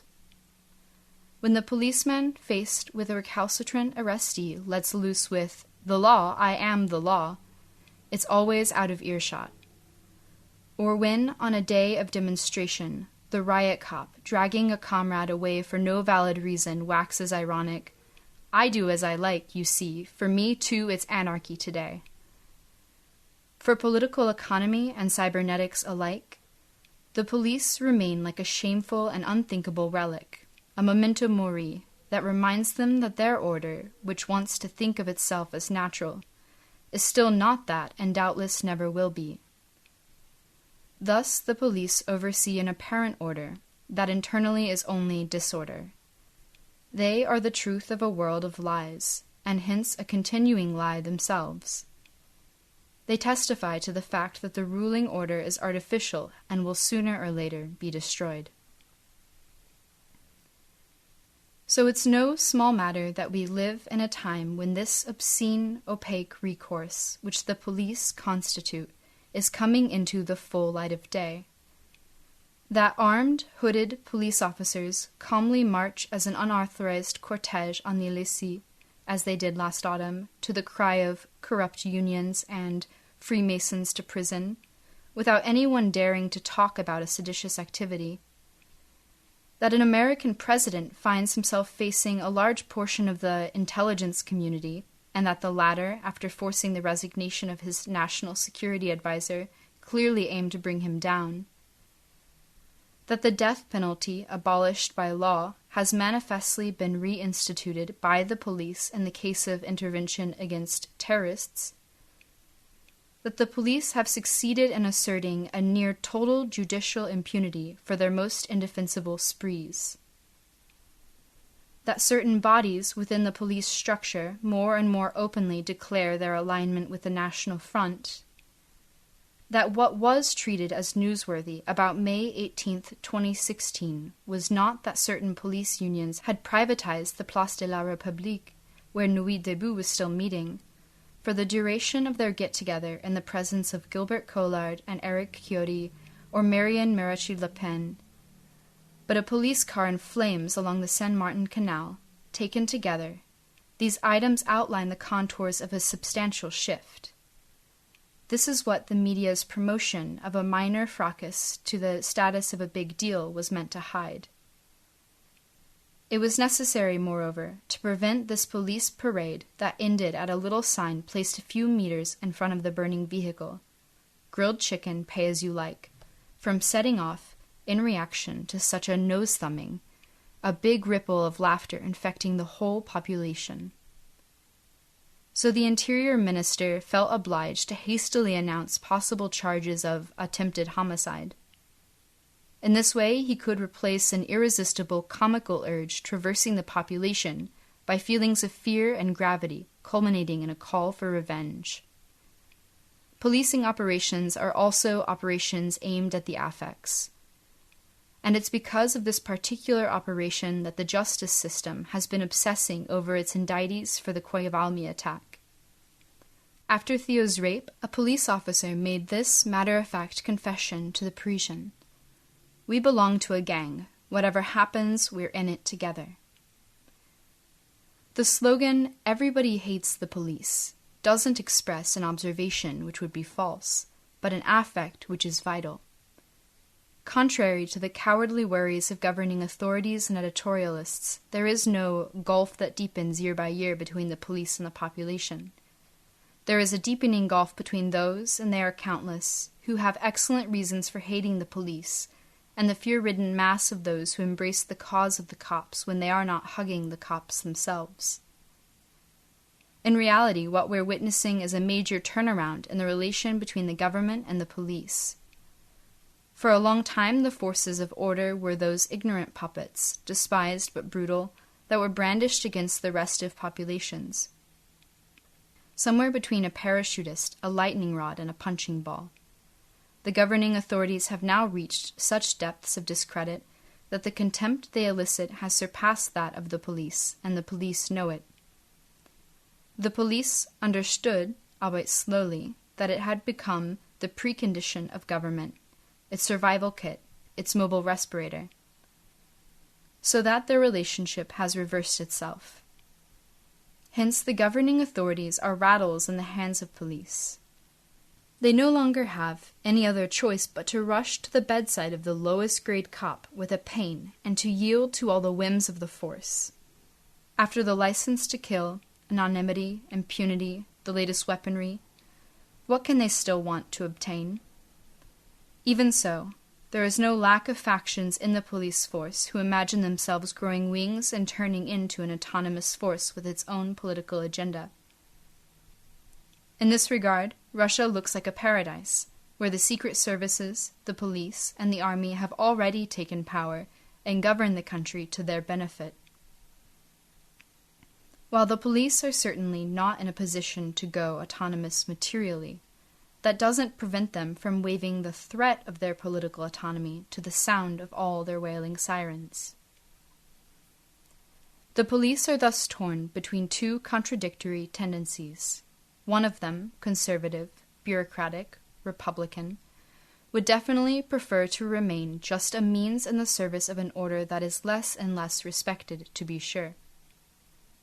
The other is spoiling for a throwdown, wanting to clear out the rabble, and no longer answer to anyone, to be their own end. Basically, only the coming to power of a party determined to clear out the rabble and to support the police apparatus 100% could reconcile these two tendencies. But such a government would be in its turn a government of civil war. As a means of justifying itself, the state was left with the plebiscitary legitimacy of the grand democratic elections, but that last fount of legitimacy has gone dry. Whatever the outcome of a presidential election, even if the option of a strong power wins out, such an election is bound to produce a weak power, considering how things stand. It will be as if the election had never taken place. The minority that mobilized to carry its favorite to victory will put them in command of a foundering ship. As we see with Donald Trump in the U.S., the pledge to brutally restore the national unity delivers its opposite. Once in power, the return-to-order candidate finds themselves at odds not only with whole swaths of society, but also entire sections of the state apparatus itself. The promise to re-establish order only adds to the chaos. In a country like France, that is, in a country that may very well be a police state on condition that it not declare it publicly, it would be foolish to seek a military victory over the police. Taking aim at a uniform with a paving stone is not the same thing as entering into close-quarters combat with an armed force. The police are a target and not an objective, an obstacle and not an opponent. Whoever takes the cops for an opponent prevents themselves from breaking through the obstacle the police constitute. To successfully sweep them aside, we must aim beyond them. Against the police, the only victory is political. Disorganizing their ranks, stripping them of all legitimacy, reducing them to powerlessness, keeping them at a good distance, giving oneself more room for maneuver at the right moment and at the places one chooses. This is how we destitute the police. In the absence of a revolutionary party, the true revolutionaries are those who fight the police. One needs to hear all the melancholy that's expressed in this observation by Pierre Puchemar in 1968. While, compared to the police, revolutionaries may currently present themselves as weak, unarmed, unorganized, and watch-listed, they have the strategic advantage, however, of being nobody's instrument, of having no order to maintain, and of not being a corps. We revolutionaries are not bound by any obedience. We are connected to all sorts of comrades, friends, forces, milieus, accomplices, and allies. This enables us to bring to bear on certain police interventions the threat that an operation to enforce order might trigger an unmanageable disorder in return.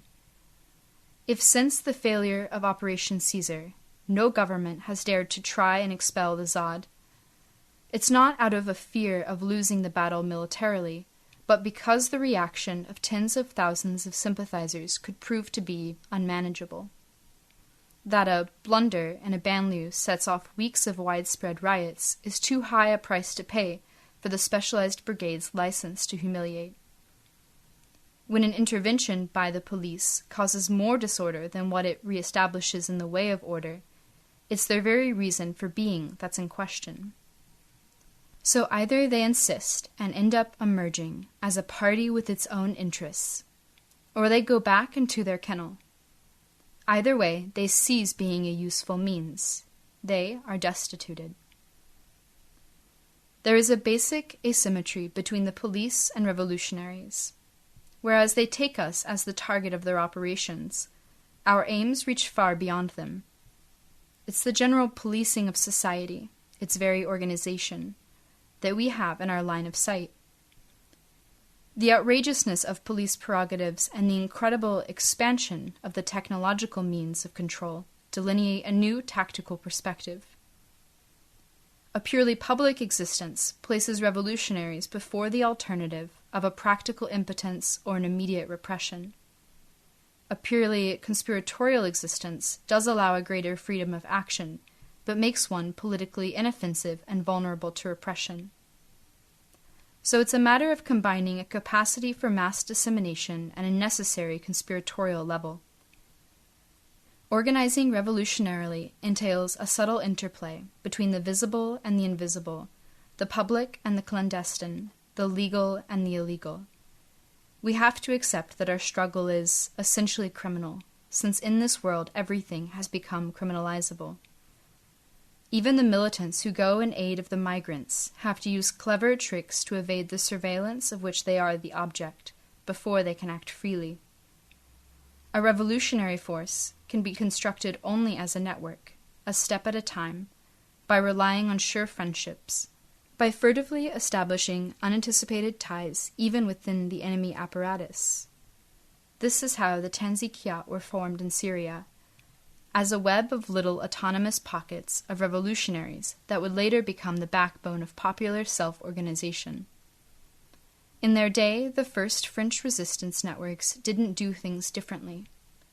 In the case of Syria, as in the old Maquis, by successfully reclaiming urban districts and areas of the countryside, by establishing relatively secure zones, it became possible to go beyond the stage of discrete, anonymous activity on the part of little groups. Life is in the use, not in the time, as Mnoshin put it.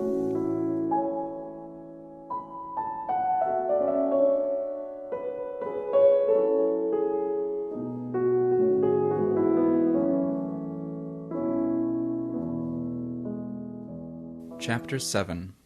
For the Ones to Come. What within us is anxious to protect the inner chains that bind us.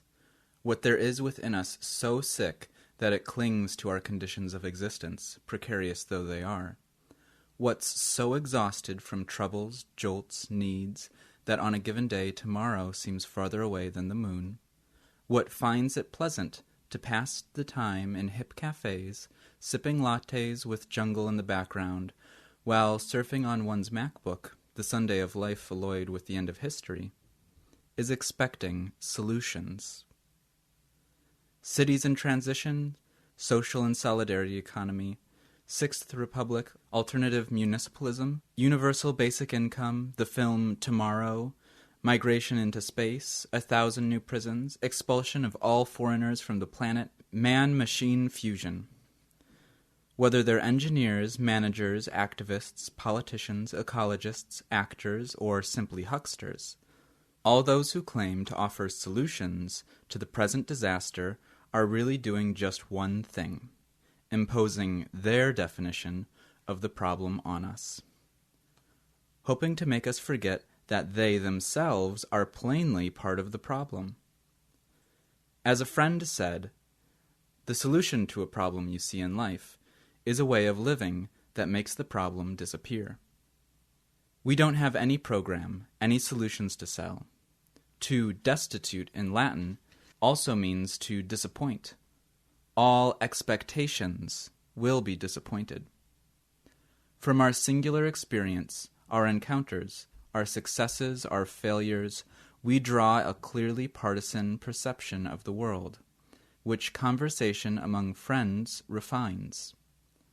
Anyone who finds a perception to be correct is adult enough to draw the consequences from it, or at least a kind of method.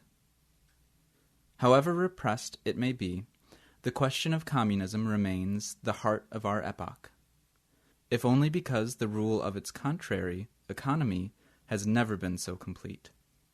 The delegations from the Chinese state who go every year to place flowers on Marx's tomb in London don't fool anybody. One can avoid the communist question, of course. One can get used to stepping over the bodies of the homeless or migrants on one's way to the office every morning. One can follow the melting of the polar ice in real time, or the rise of the oceans, and the panicked, pell-mell migrations of animals and humans alike. One can go on preparing one's cancer with every forkful of mashed potatoes that one swallows. One can tell oneself that the recovery, or a dose of authority, or ecofeminism, will eventually fix all this. Continuing in such a manner is possible at the cost of suppressing our feeling that the society we live in is intrinsically criminal, and one that doesn't miss a chance to remind us that we belong to its little association of miscreants. Every time we come in contact with it, by using any of its devices, consuming the least of its commodities, or doing whatever job we do for it, we make ourselves its accomplices. We contract a little of the vice on which it is based, that of exploiting, wrecking, undermining the very conditions of every earthly existence. There's no longer any place for innocence in this world. We only have the choice between two crimes: taking part in it or deserting it in order to bring it down. If the stalking of criminals and the orgy of judgment and punishment are so popular nowadays, it's because they provide a momentary ersatz innocence to the spectators. But since the relief doesn't last, it's necessary to blame, punish, and accuse over and over again to maintain the illusion. Kafka explained the success of the detective story in this way.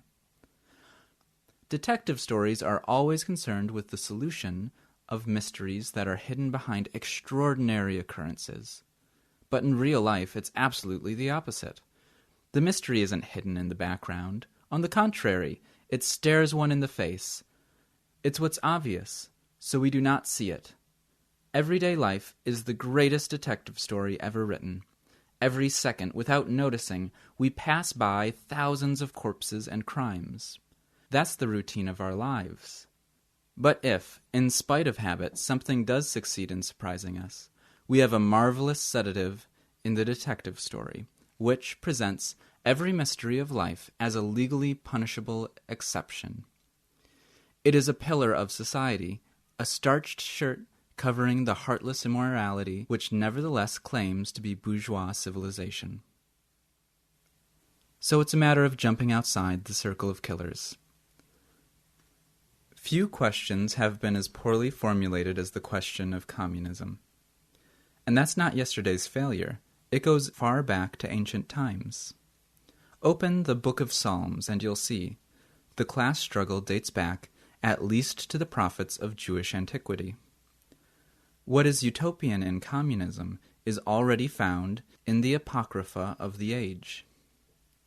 And equal land for all, divided not by walls or fences, and the course of life be common, and wealth unapportioned, for there no longer will be poor nor rich, tyrant nor slave, nor any great nor small, nor kings nor leaders, all alike in common. The communist question was badly formulated because, to start with, it was framed as a social question, that is, as a strictly human question. Despite that, it has never ceased to trouble the world.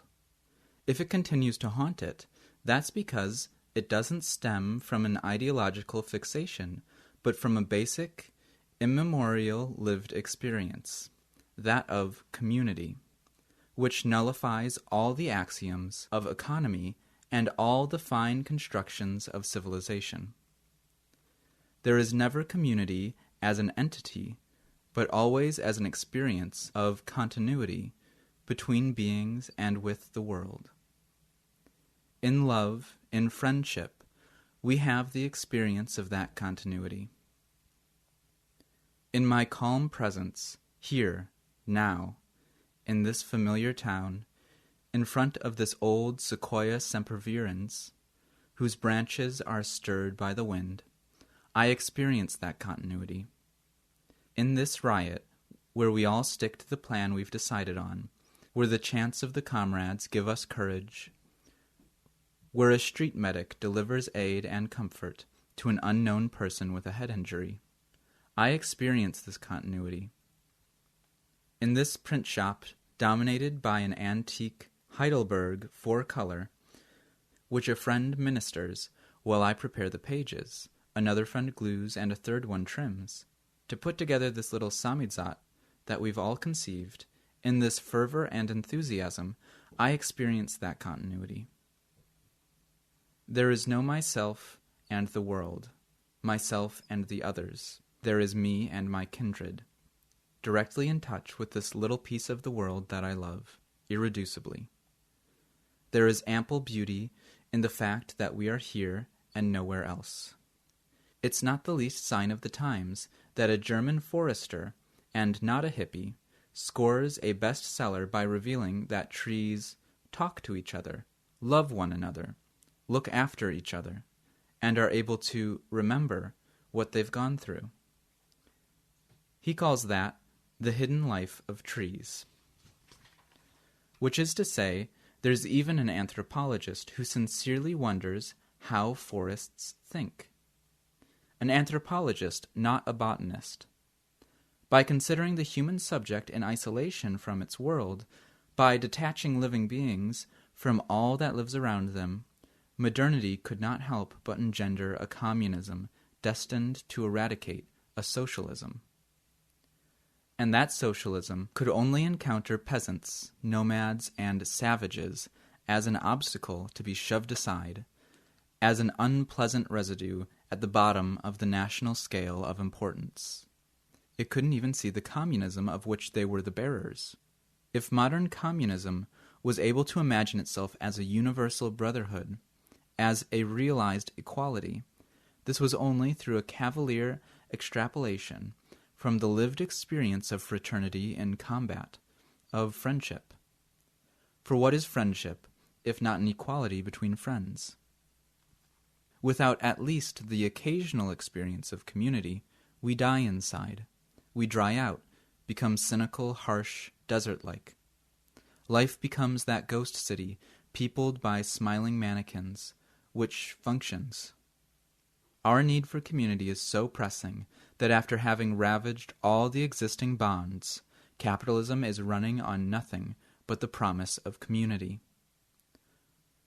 What are the social networks, the dating apps, if not that promise perpetually disappointed? What are all the modes, all the technologies of communication, all the love songs, if not a way to maintain the dream of a continuity between beings, where, in the end, every contact melts away? Opportunely, this frustrated promise intensifies the need, making it hysterical even, and accelerates the great cash machine of those who exploit it. Maintaining misery while dangling the possibility of escape is capitalism's great stratagem. In 2015, a single website of pornographic videos called Pornhub was visited for 4,392,486,580 hours, which amounts to 2.5 times the hours spent on Earth by Homo sapiens. Even this epoch's obsession with sexuality and its hyperindulgence in pornography attests to the need for community, in the very extremeness of the latter's deprivation. When Milton Friedman says that the market is the magic mechanism enabling millions of individuals to come together on a daily basis without any need to love one another, or even to speak to one another, he's describing the end result while carefully redacting the process that has brought so many people into the market. The thing that keeps them there, which is not just hunger, threat, or the lure of profit. He also spares himself from having to admit the devastations of all sorts which make it possible to establish something like a market, and to present it as natural. The same is true when a Marxist pontificates, "Disease, death, love's sorrow, and assholes will continue to take their toll after capitalism, but there will no longer be any massive paradoxical poverty resulting from an abstract production of wealth. One will no longer see an autonomous fetishistic system or a dogmatic social form." Robert Kurtz. In reality, the question of communism is also raised in each of our tiny and unique existences. In response to what is making us sick, in response to what is slowly killing us, to our failures in love, to what makes us such strangers to each other that by way of an explanation for all the world's ills, we're satisfied with the foolish idea that people are assholes. Refusing to see this amounts to wearing one's insensitivity like a tattoo. It's well suited to the kind of pale, myopic virility that's required for becoming an economist. To this, the Marxists, or many of them at least, add a certain cowardice in the face of life's smallest problems, which was also the mark of the bearded one. There are even those who organize symposia around the idea of communism, which seem expressly designed to make sure that communism remains an idea and doesn't meddle too much in the business of the living. Not to mention the conventicles, where one presumes to decree what is and isn't communism. With the breakdown of European social democracy, faced with World War I, Lenin decides to restyle the facade of a crumbling old socialism by painting the pretty word communism on it. Rather comically, he borrows it from anarchists who have already made it their banner.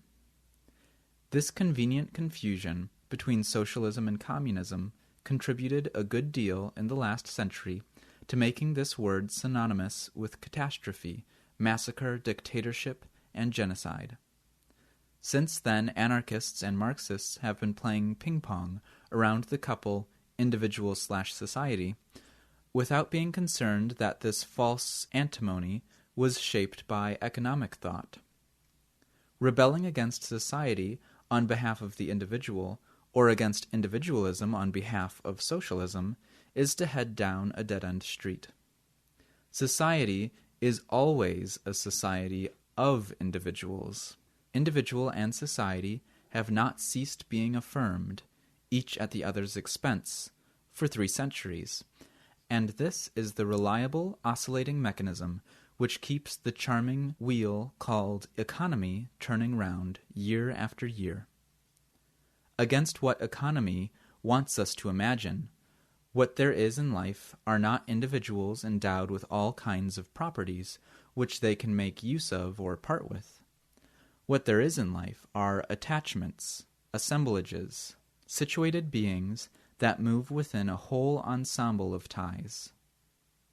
By adopting the liberal fiction of the individual, modern communism was bound to conflate property and attachment, and carry the confusion to the very arena where it believed it was attacking private property.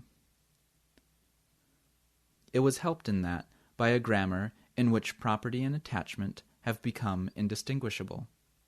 What grammatical difference is there when I speak of my brother or my part of town, or when Warren Buffett says my holding or my shares? None. And yet one is speaking of an attachment in the first instance and of an ownership in the second, of something that constitutes me in the one case and of an object I own in the other. Only by means of this type of confusion did it become possible to imagine that a subject like humanity could exist. Humanity, that is, all human beings, stripped of what weaves together their concrete situated existence, and gathered up phantasmally into one great something or other nowhere to be found.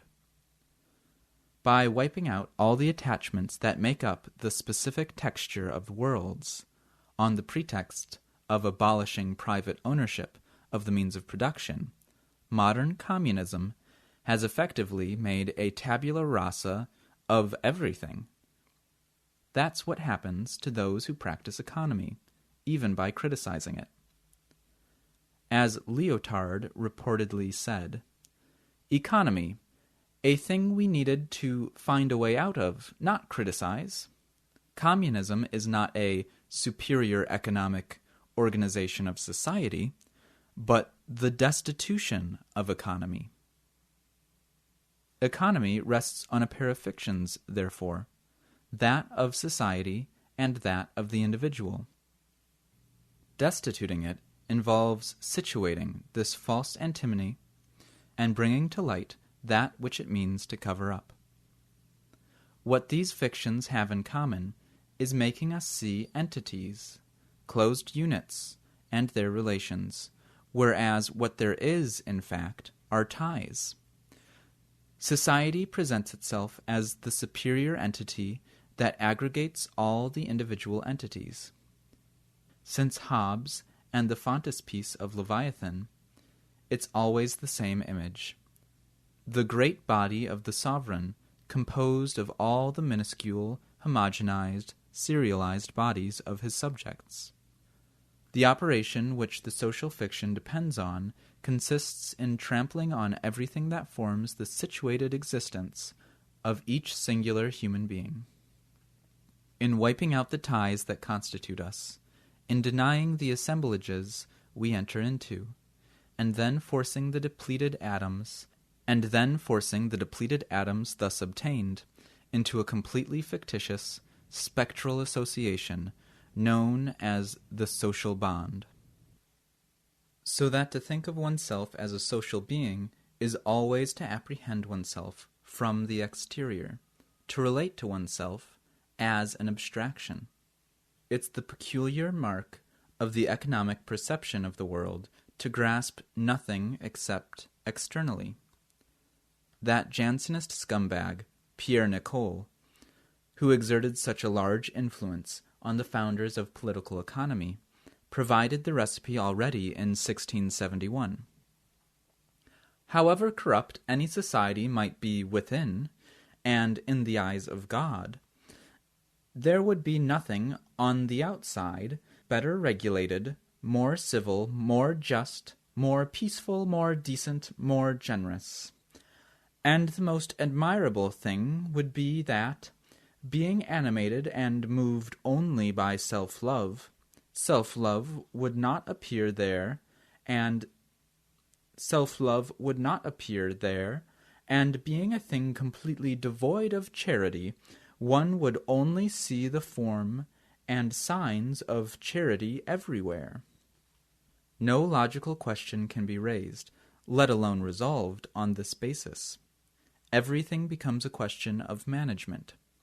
It's not surprising that société is synonymous with entreprise in France. This was already the case, moreover, in ancient Rome. If one started a business under Tiberius, one started a societas. A societas, a society, is always an alliance, a voluntary association that one joins or withdraws from according to one's interests. So all in all, it's a relationship, an external bond, a bond that doesn't touch anything inside us, and that one can walk away from without prejudice, a bond with no contact, and hence not a bond at all. The characteristic texture of any society results from the way humans are pulled into it, by the very thing that separates them, self-interest.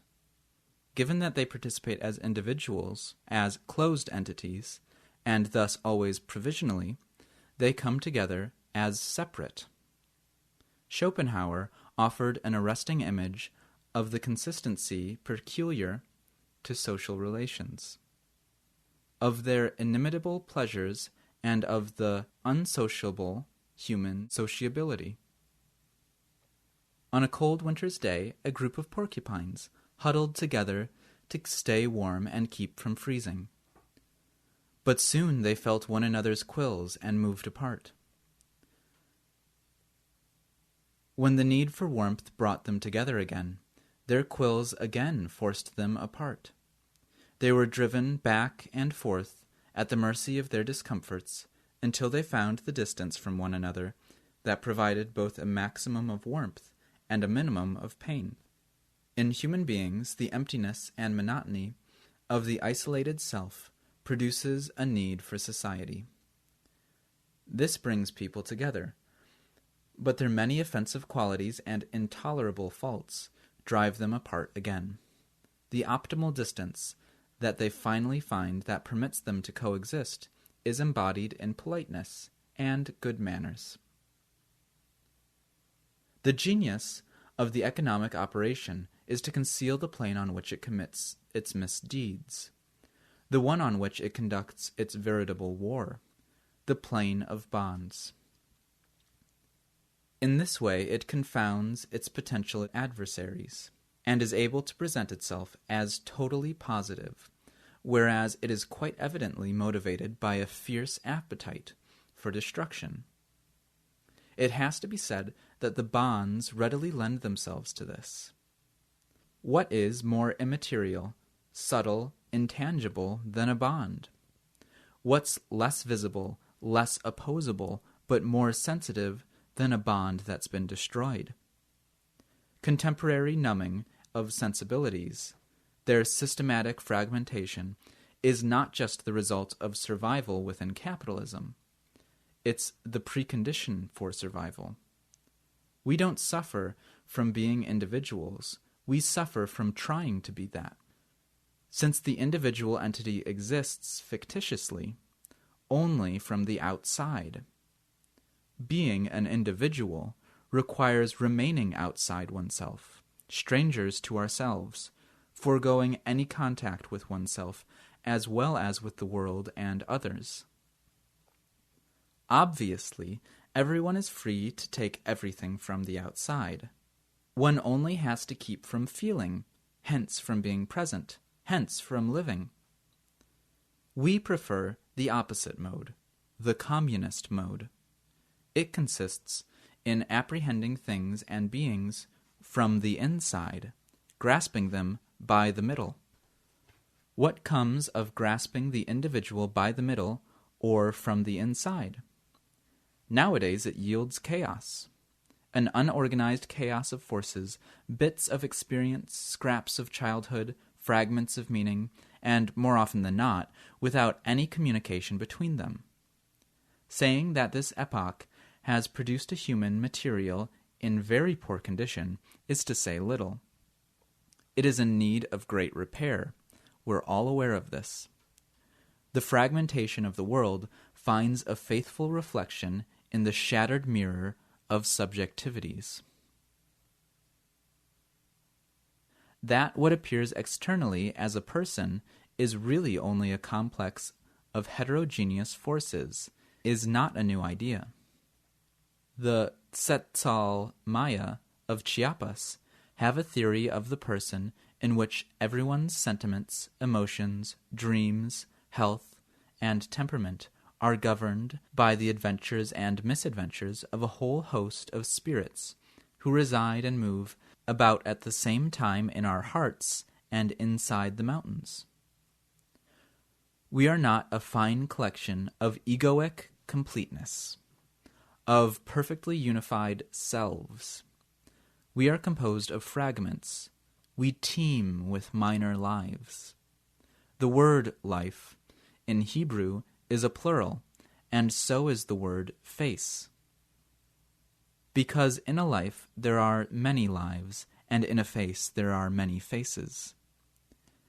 The ties between being are not formed from entity to entity.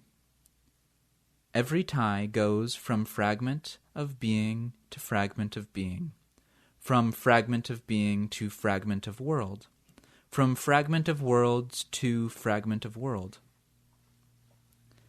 It is established below and beyond the individual scale. It brings into immediate play parts of beings that discover themselves to be on the same level, that are felt as continuous. This continuity between fragments is what is experienced as community. An assemblage is produced. It's what we experience in every real encounter.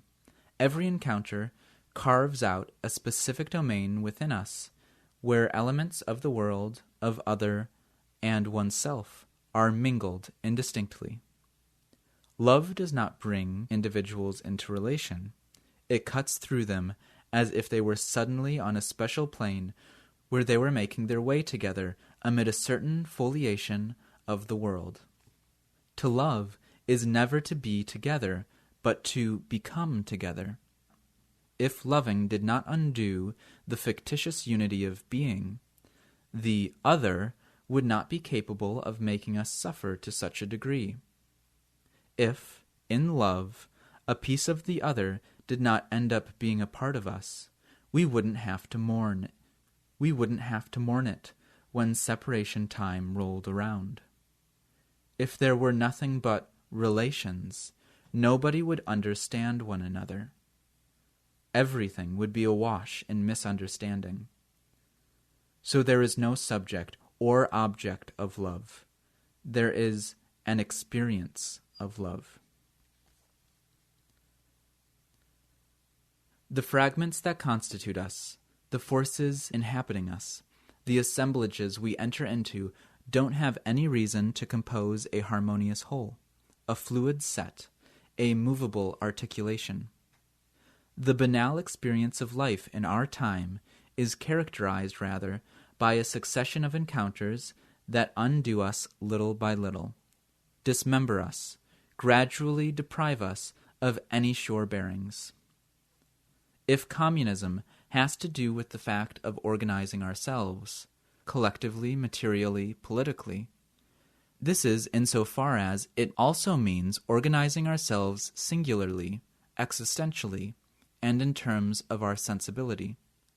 Or else we must consent to falling back into politics or into economy.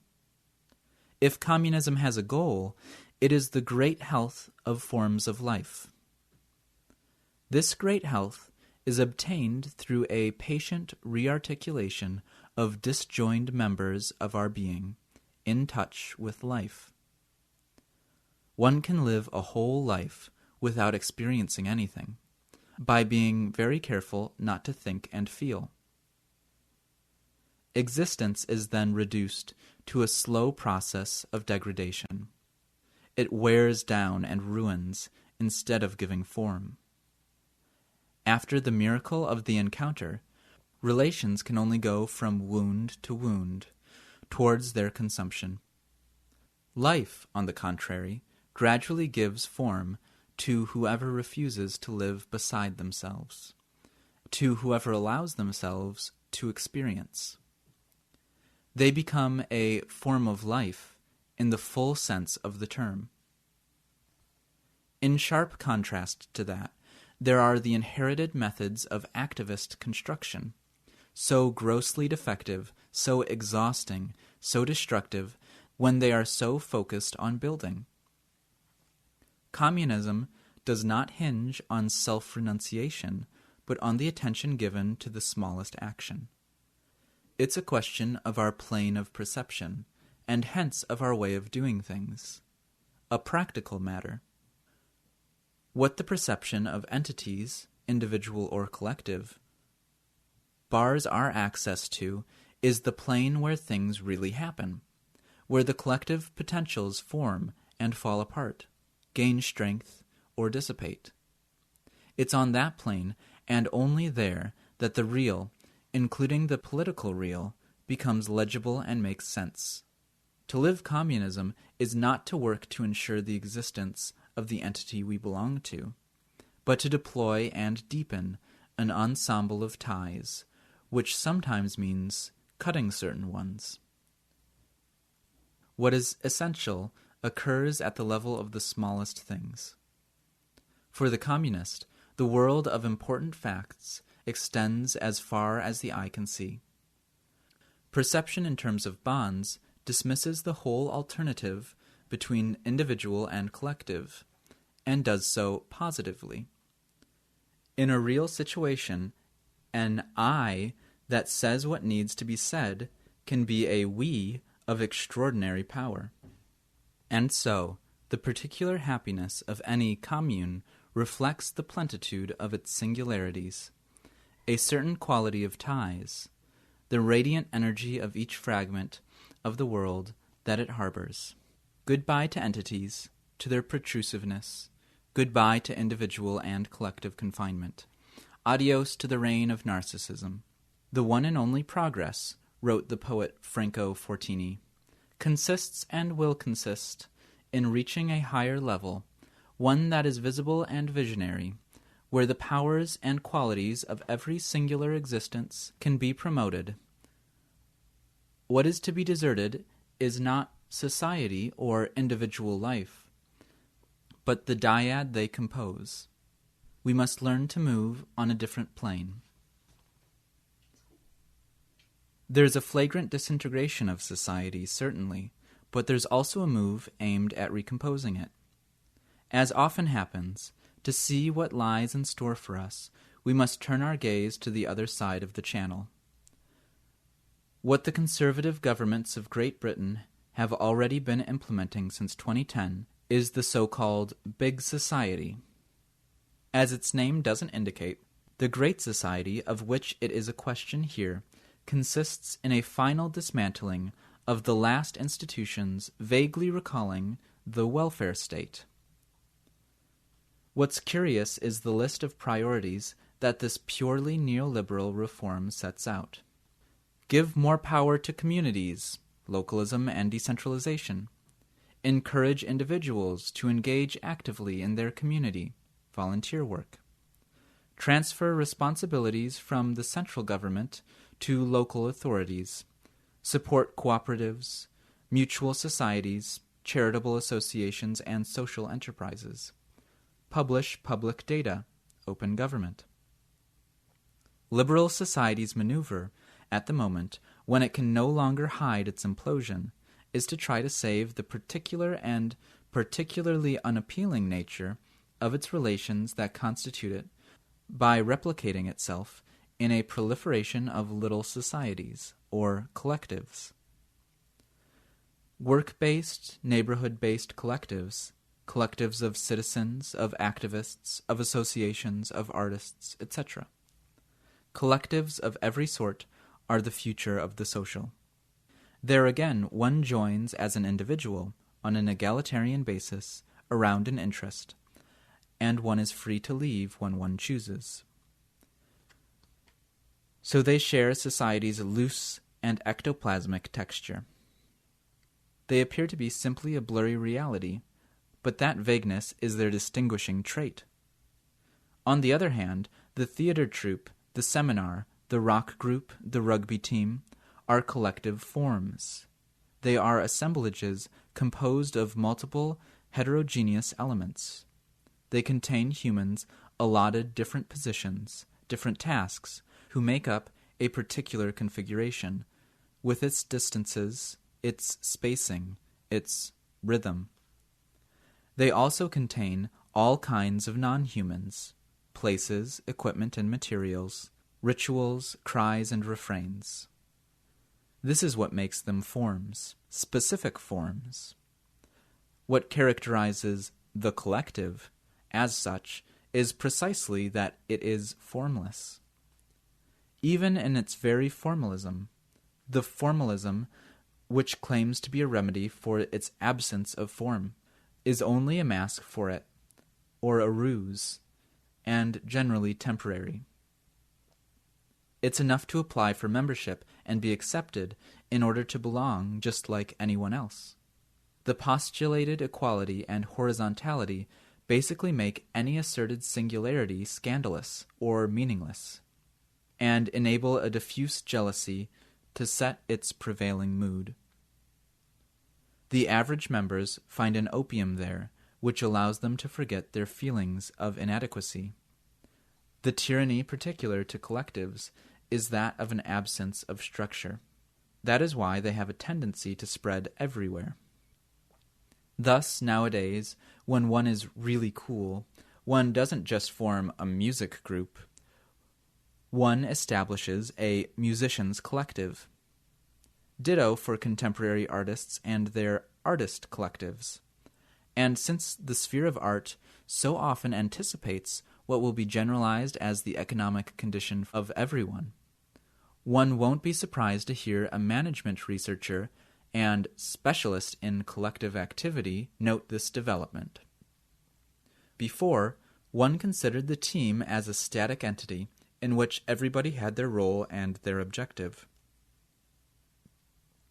One spoke then about a production team, an intervention team, a decision-making team.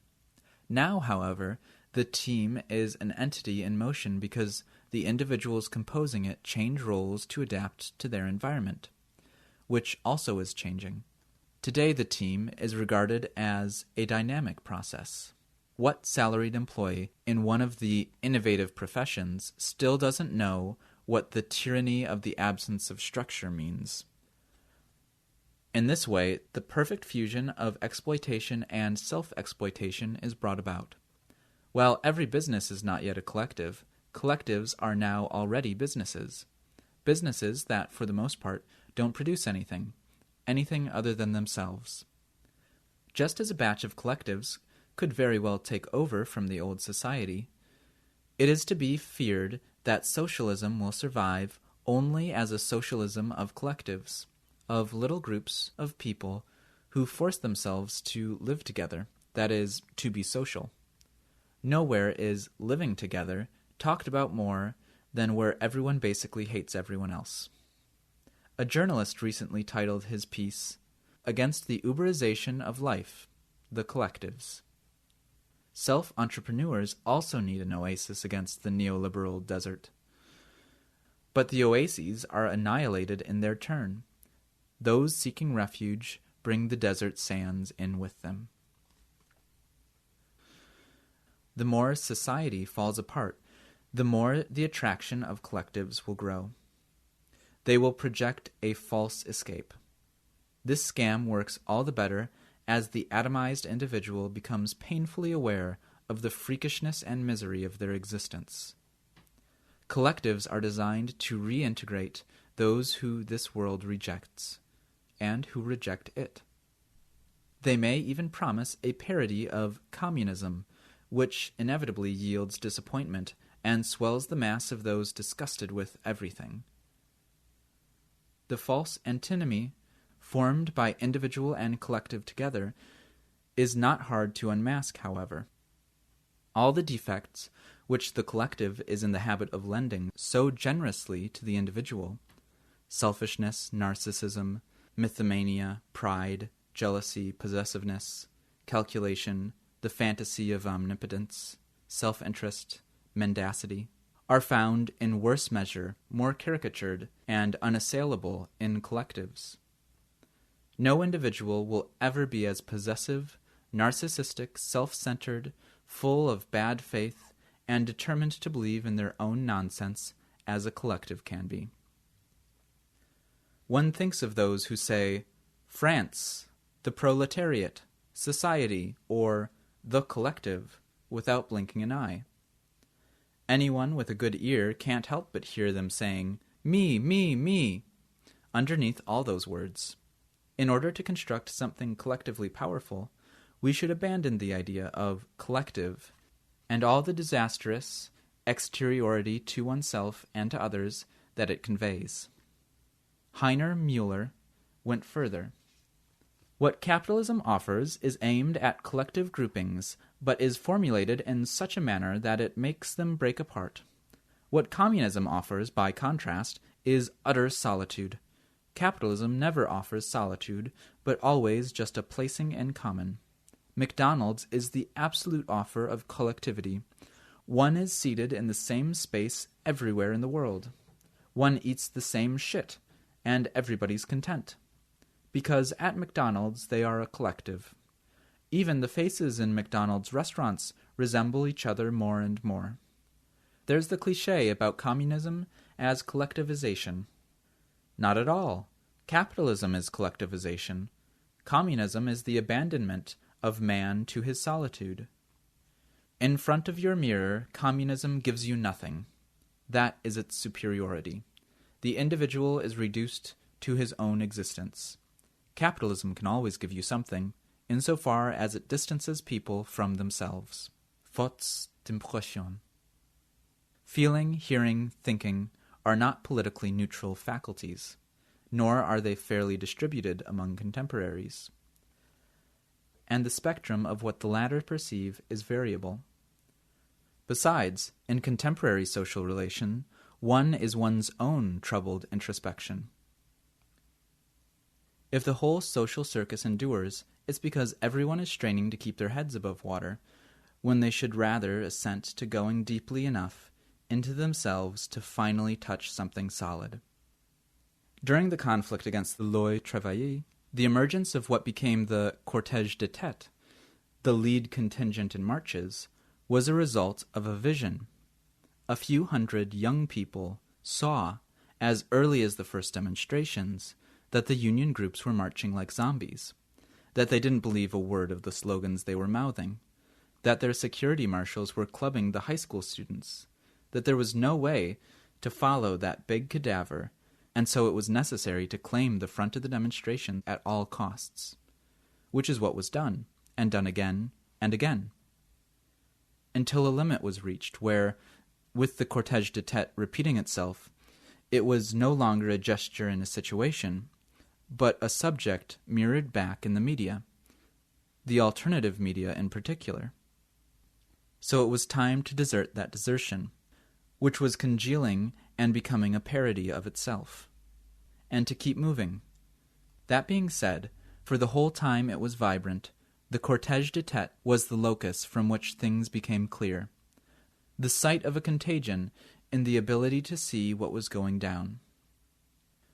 From the simple fact that there was struggle, that different determinations were clashing, that forces were joining, allying, separating, that strategies were called into play, and that all this was manifesting in the streets, and not just on television, there was a situation. The real was returning. Something was taking place. One could disagree about what was happening.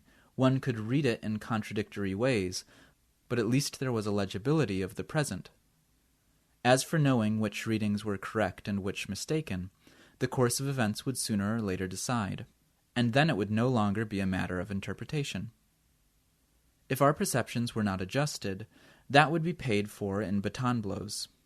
Our errors would no longer be a question of point of view. They would be measured in suture points or swollen body parts. Deleuze said in 1968 that it was a phenomenon of clairvoyance. A society suddenly saw what it contained that was intolerable, and also saw the possibility of something else. To which Benjamin adds, clairvoyance is the vision of that which is taking form. Perceiving exactly what is taking place is more decisive than knowing the distant future in advance. In ordinary circumstances, most people do end up seeing, but when it is much too late. When it's become impossible not to see, and quite often, seeing no longer serves any purpose. This aptitude owes nothing to any great body of knowledge, which often serves for overlooking what's essential. Conversely, ignorance can crown the most banal insistence on not seeing.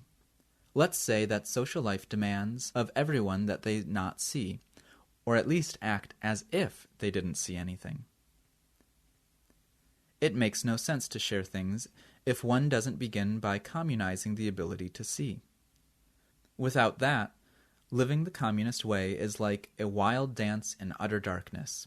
One crashes against the others, one gets hurt, one inflicts bruises on the body and the soul without meaning to, and without even knowing exactly who to be angry with. Compounding everyone's capacity for seeing in every domain, composing new perceptions, and endlessly refining them, resulting in an immediate increase of potential, must be the central object of any communist development. Those who do not want to see anything cannot help but produce collective disasters. We must become seers, for ourselves as much as for others. Seeing means being able to apprehend forms. Contrary to what a bad philosophical legacy has taught us, form does not pertain to visible appearance, but to dynamic principle. The real individual is not that of bodies, but of forms. One has only to reflect on the process of ideation to be convinced of this.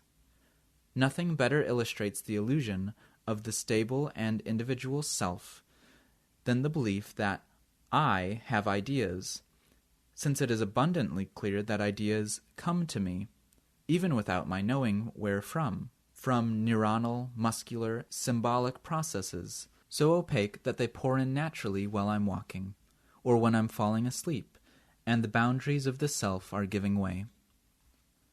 An occurring idea is a good example of form. There enters into its realization in a language environment something that's infra-individual, an intuition, a splinter of experience, a bit of affect, in a constellation with something that's supra-individual. A form is a mobile configuration that holds together, in a tense dynamic unity, heterogeneous elements of the self and the world. The essence of form, said the young Lukács, in his idealist jargon, has always resided in the process by which two principles that absolutely exclude each other become form without mutually abolishing each other. Form is the paradox that has materialized, the reality of lived experience, the true life of the impossible. For form is not reconciliation, but the war of conflicting principles, transposed into eternity. Form is born from the encounter between a situation and a necessity. Once born, it affects things far beyond itself. In the conflict of the spring of 2016, one could have seen the birth of a form from a perfectly singular, perfectly identifiable point. On the Austerlitz Bridge, a courageous little group forced the riot police to pull back. There was a first line of masked people, sporting gas masks and holding a reinforced banner, other masked ones backing them in case of attempted arrests, and making up a block behind the first line. And behind that bunch, and on the sides, baton-wielding, masked folk who whacked on the cops. Once this little form had appeared, the video of its exploit circulated on the social media, and kept making babies in the weeks that followed, up to the acme of June 14th, 2016, when its offspring could no longer be counted. Because that's how it is with every form. With life even. The real communist question is not how to produce, but how to live. Communism is the centrality of the old ethical question, the very one that historical socialism has always judged to be metaphysical, premature, or petty bourgeois, and not the question of labor. Communism is a general detotalization, and not the socialization of everything. For us, therefore, communism is not a finality. There is no transition towards it. It is transition entirely. It is en chemin, in transition. The different ways of living will never cease to chafe and move against each other, to clash with and occasionally combat each other.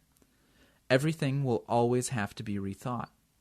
There are bound to be the usual Leninists who will reject an eminent conception of communism such as this, by citing the necessity of a vertical, strategic articulation of the struggle. And an instant later, we're sure to hear the lumbering question of organization. The question of organization is still and always the Leviathan.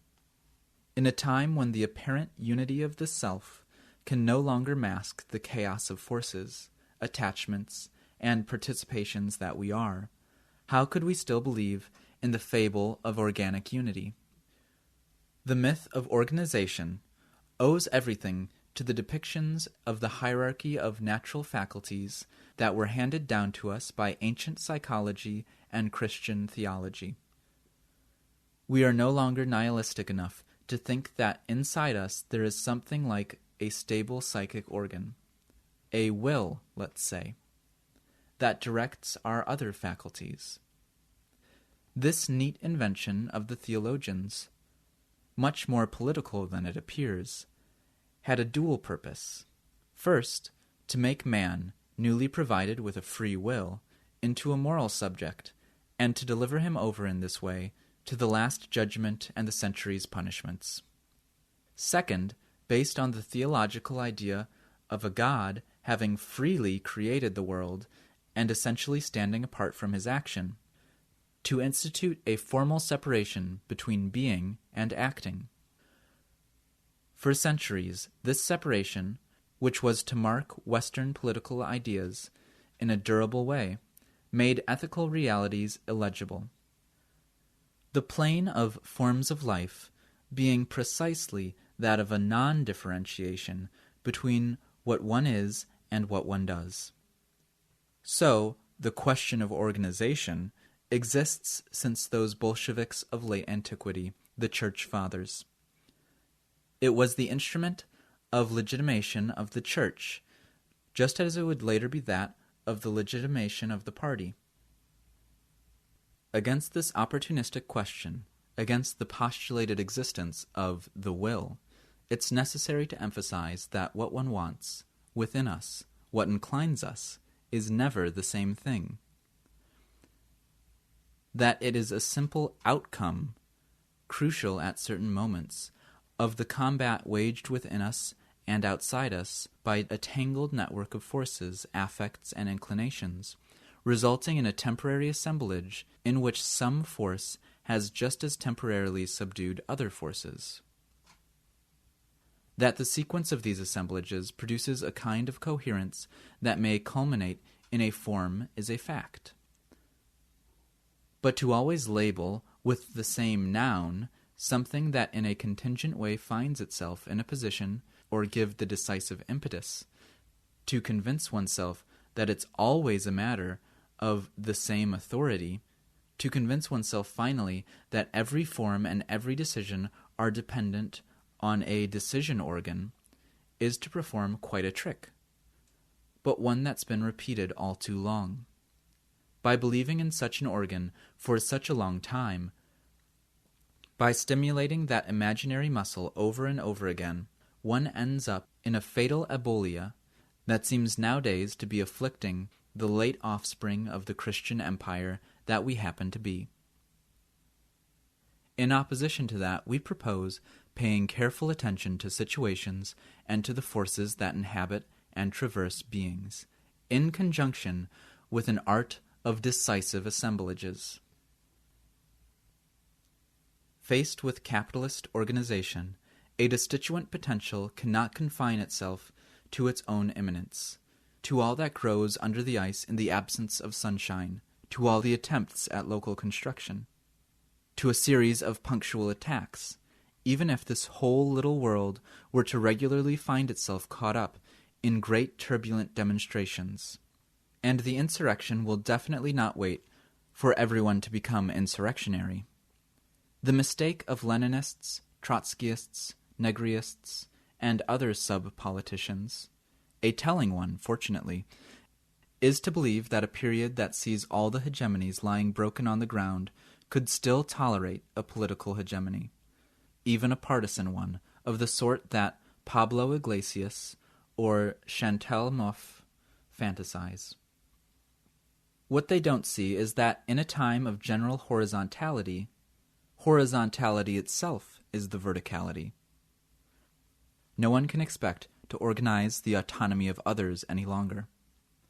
The only verticality still possible is that of the situation, which commands all of its components because it exceeds them, because the sum of forces in presence is greater than each one of them.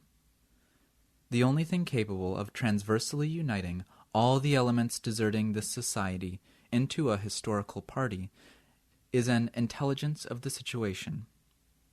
It is everything that makes the situation gradually understandable, everything that tracks the movements of the adversary, everything that identifies the usable paths and the obstacles, the systematic character of the obstacles. Based on that intelligence, an occasional vertical expedient needed to tilt certain situations in the desired direction can well be improvised. A strategic verticality of this kind can only emerge from a constant, generous discussion undertaken in good faith. In this epoch, the means of communication are the forms of organization. It's our weakness, for the means aren't in our hands, and those who control them are not our friends. So there's no other choice but to deploy an art of conversations between worlds that is cruelly deficient, but from which, in contact with the situation, the right decision must emanate. Such a discussion can gain the center, from the periphery where it is currently contained, only through an offensive from the domain of sensibility, on the plane of perceptions, and not of discourse. We're talking about addressing bodies, not just the head. Communism is the material process that aims to render sensible and intelligible the materiality of the things that are said to be spiritual. To that point, we're able to read in the book of our own body all that humans did and were, under the sovereignty of time, and to decipher the traces of humanity's passage upon an earth that will preserve no trace. Franco Fortini.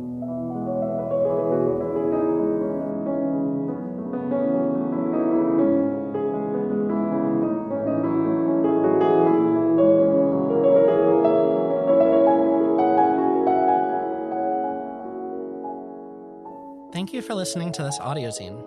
For more, go to resonanceaudiodistro.org. Resonance is a proud member of the Channel Zero podcast network. Here's a trailer for one of our sister projects. Join us for Kettling, a weekly radio program on Channel Zero Network that focuses on issues in the prison system. With over 50 episodes already released, you can hear informative and riveting stories about the impact of prisons on people both inside and outside of the prison walls, and how they fight back. KiteLine is intended as means of communication between people across prison walls. Our goal at KiteLine is to amplify the voices of those within the prison system, while encouraging dialogue with those on the outside. Hear us on the Channel Zero network, and visit our website for more information or previous episodes at kitelineradio.noblogs.org.